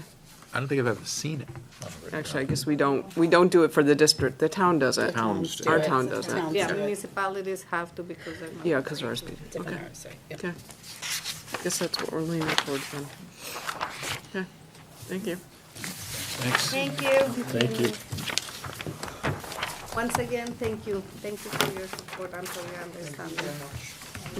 I personally appreciate it. And Carl. Thank you. Thank you both. Don't break open the champagne bottle till Having a glass of whiskey. It's I can guarantee you. And then, I mean,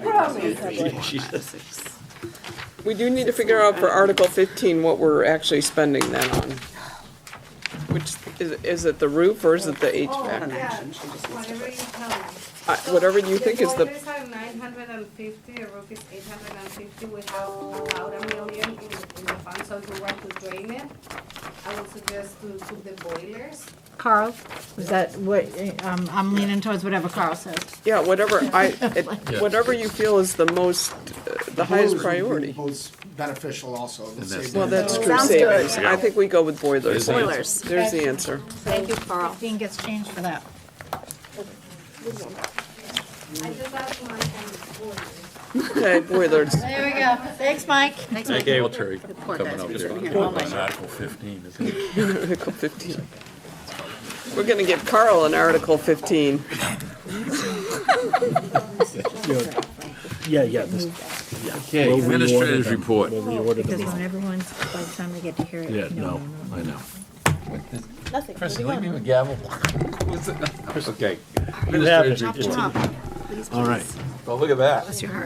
you have a full selection. Looks like a croquet match. All right. Sorry.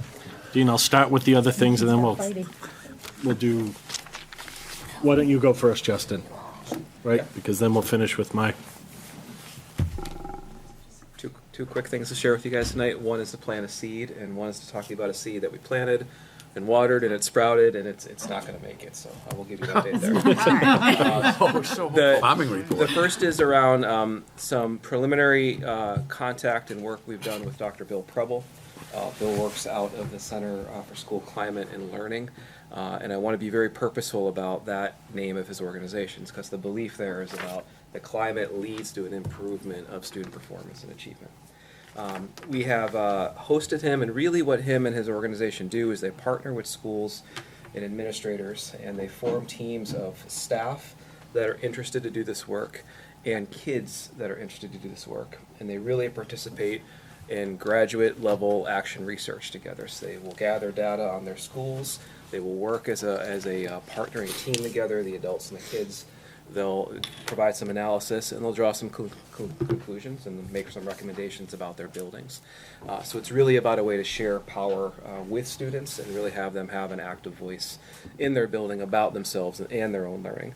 So we've hosted Bill here for a high-level conversation with our leadership team. We have some interest among principals. So moving forward to some two next steps that are going to happen, we're most likely going to form a team and send it to a conference on January 18th. This is an opportunity for us to watch students and their adult teams that are doing this work in other districts present and see those takeaways and learning they have there, so we can judge the value of it. We're also beginning to talk to Bill about maybe doing some professional development here as a staff in January, to do some conversations and some training around anti-bullying and safe schools, but also maybe leading into some of the work. So we're going to continue to provide you updates about how that's going to kind of move forward, but right now it seems to be a need for that, and there's also seemed to be an interest. So we'll continue to kind of probe it and kind of see where that moves kind of down the road.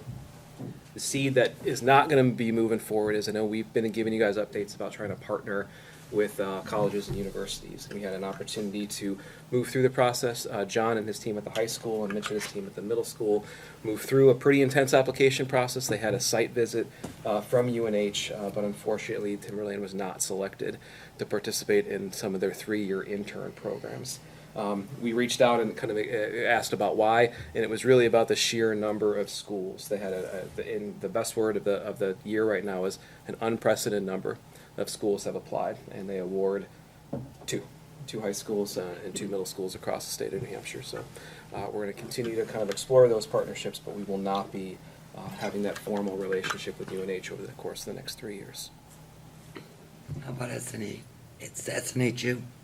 Are we still in that? Say that, I'm sorry? SNU. SNU, Yeah. SNU. Riv. Yeah, SNU and RIV, Yeah. and a little bit with Granite State, but yeah, we're Okay. going to continue, and I know that North Shore community that we've got a relationship, we're going to be hosting some people there, so. All is not lost. No. Okay. This was, This was unique in that it was a commitment of years, and programming things where the other is more about a candidate kind of case by case basis. But there's still more opportunities to explore.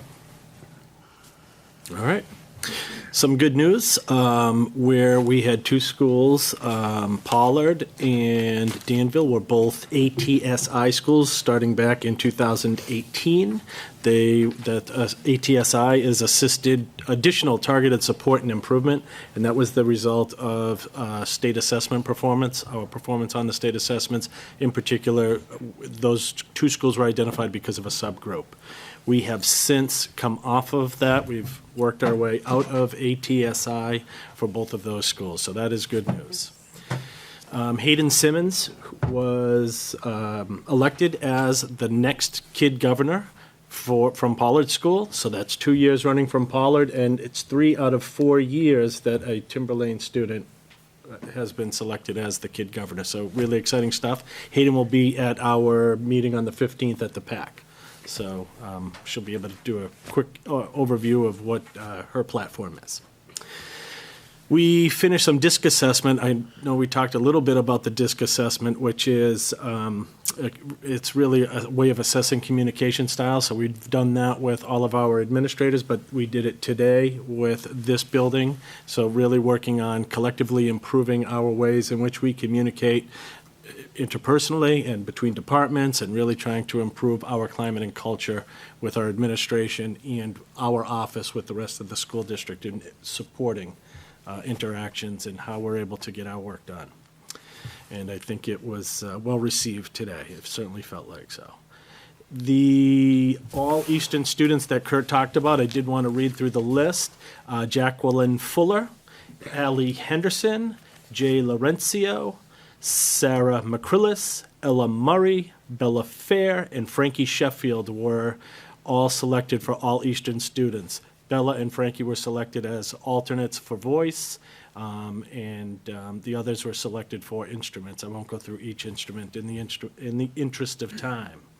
So also, you can watch for more detail. You can watch the budget meeting, because I did announce these names at the budget meeting. For classical all-state students, Andrew Ogieri, Brandon Bedard, Will Farrell, Lindsay Fuller, Allison Henderson again, Olivia Kellen, Sophia Keogh, Annie Ketchum, Cameron King, Sarah McCrillis, Paul Morcaldi, Ella Murray, Miles Nyson, Maggie O'Connor, Isabella Fair, Ava Sawyer, Cameron Stack, and Brady White were all selected for Classical All-State. So again, remarkable support, great programmatic accomplishment from our students, with a great number of being selected for that. So yes, the holiday season has begun at the PAC. Lots of concerts. It's kicked off this weekend with the MVPO. And yes, I've had the opportunity to participate in some of these rehearsals, and I will tell you, outstanding talent. It's really amazing. I'm very much looking forward to my time participating with it. Really looking forward to hearing Isabella Fair participate with the MVPO. And but just the orchestra itself is outstanding. So please come out and enjoy it. It will kick off your holiday season for sure. The first full student performances for the holiday season will be the rock ensemble on Monday, and the rock ensemble and jazz, and having attended that last year, it is outstanding. So that's Monday night at 7 p.m. I strongly encourage you to attend. Millie's Meals raffle baskets, you can order the raffle tickets for those online. You can pay through my School Bucks accounts. And Dean, if you're ready, sorry, I should have gave you more of a warning. Just going to run a quick slideshow that shows the superheroes and supervillains, the grade 6. I spoke about it at our last meeting. Went over today. They did a museum walk. So in 3 different classrooms, we were able to walk through and see their projects. This is the one where the students they pulled elements out of a hat, and the directions were essentially, you're going to take an element, you're going to research that element, you're going to come up with either a superhero or a supervillain based on your element, and name your element, or name your superhero or supervillain. It can't be, like Helium Girl. They had to be creative with this. They had to develop a story as to how they acquired their powers and weaknesses. It was really it was so cool from the beginning through being able to see it today, and then what you'll be able to see if this starts to play is just some examples of some of the students' work. So they drew pictures, but the thing that I found, some of the artwork is really great. I might, highlighted different things, but the thing that I was most impressed about or by was the graphics that they could put on their computers, something that I don't have a skill set to really say. That's Mrs. Torelli, one of our science teachers in grade 6. But what they could do on, the computer, the different graphics in their stories, so you'll see some of those things. I took some pictures of the screens. I guess that's a different kind of a screenshot. So this is that actual project with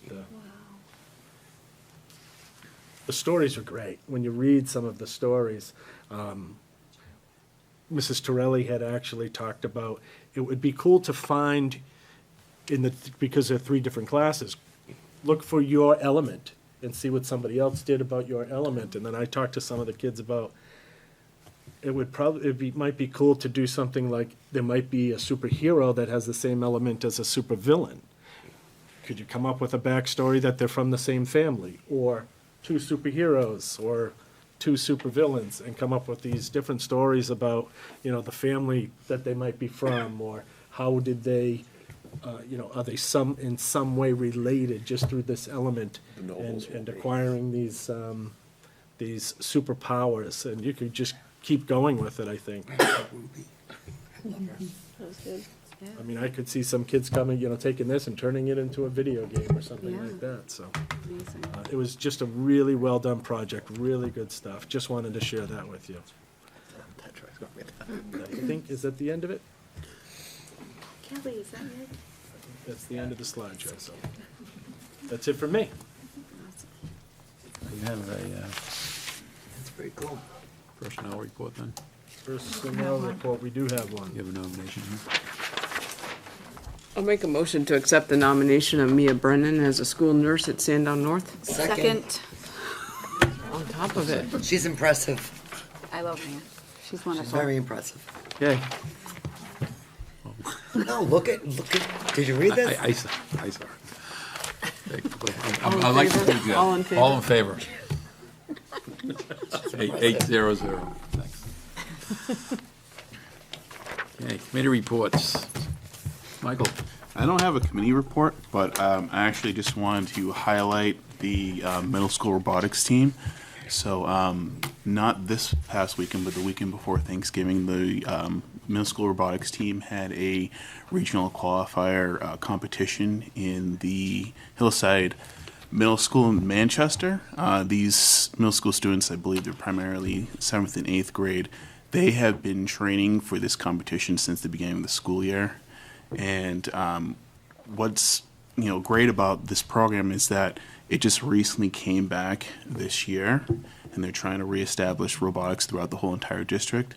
I know that the high school also has a team right now, and there's also, I'm not sure if it's a team or just an after-school program in Atkinson Academy.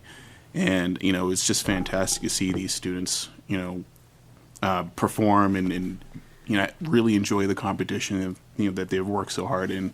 Fortunately, it didn't turn out the way they wanted it to, but hopefully, as the program continues to be offered, hopefully we'll see more people participate, though it depends on if there are coaches who are available to do that. So hopefully we'll find ways as a district to get the word out so we can get more volunteers to coach teams. Bud comment, I think Maria and everyone else beat that to death. That was yesterday. Had policy before this, and for once, we got through everything on the agenda. I think that's the first. Did some first read, second reads. Some will be coming, to the board next week, I believe, so. I don't have anything. Safety doesn't meet until January, so. I don't have anything. Nothing. Wellness is meeting in January, policy was covered. Nothing. Zip. Okay, super. All righty, I guess we will close this meeting. I'm going to entertain, we're going to have to go into a non-public to get some issues to discuss here. We have a non-public? I'll make a motion to enter non-public under 91A:3, paragraph 2A and C. Second. So we need a roll there. Linda, please. Sheila Lowe's. Yes. Eddie Knudsen. Yes. Shauna Manthorn. Yes. Tim Farah. Yep. Ryan Boyle. Yes. Kristen Savage. Yes. Mark Sherwood. Yes. And Michael Bush. Yes. Ken? Ken. Ken here?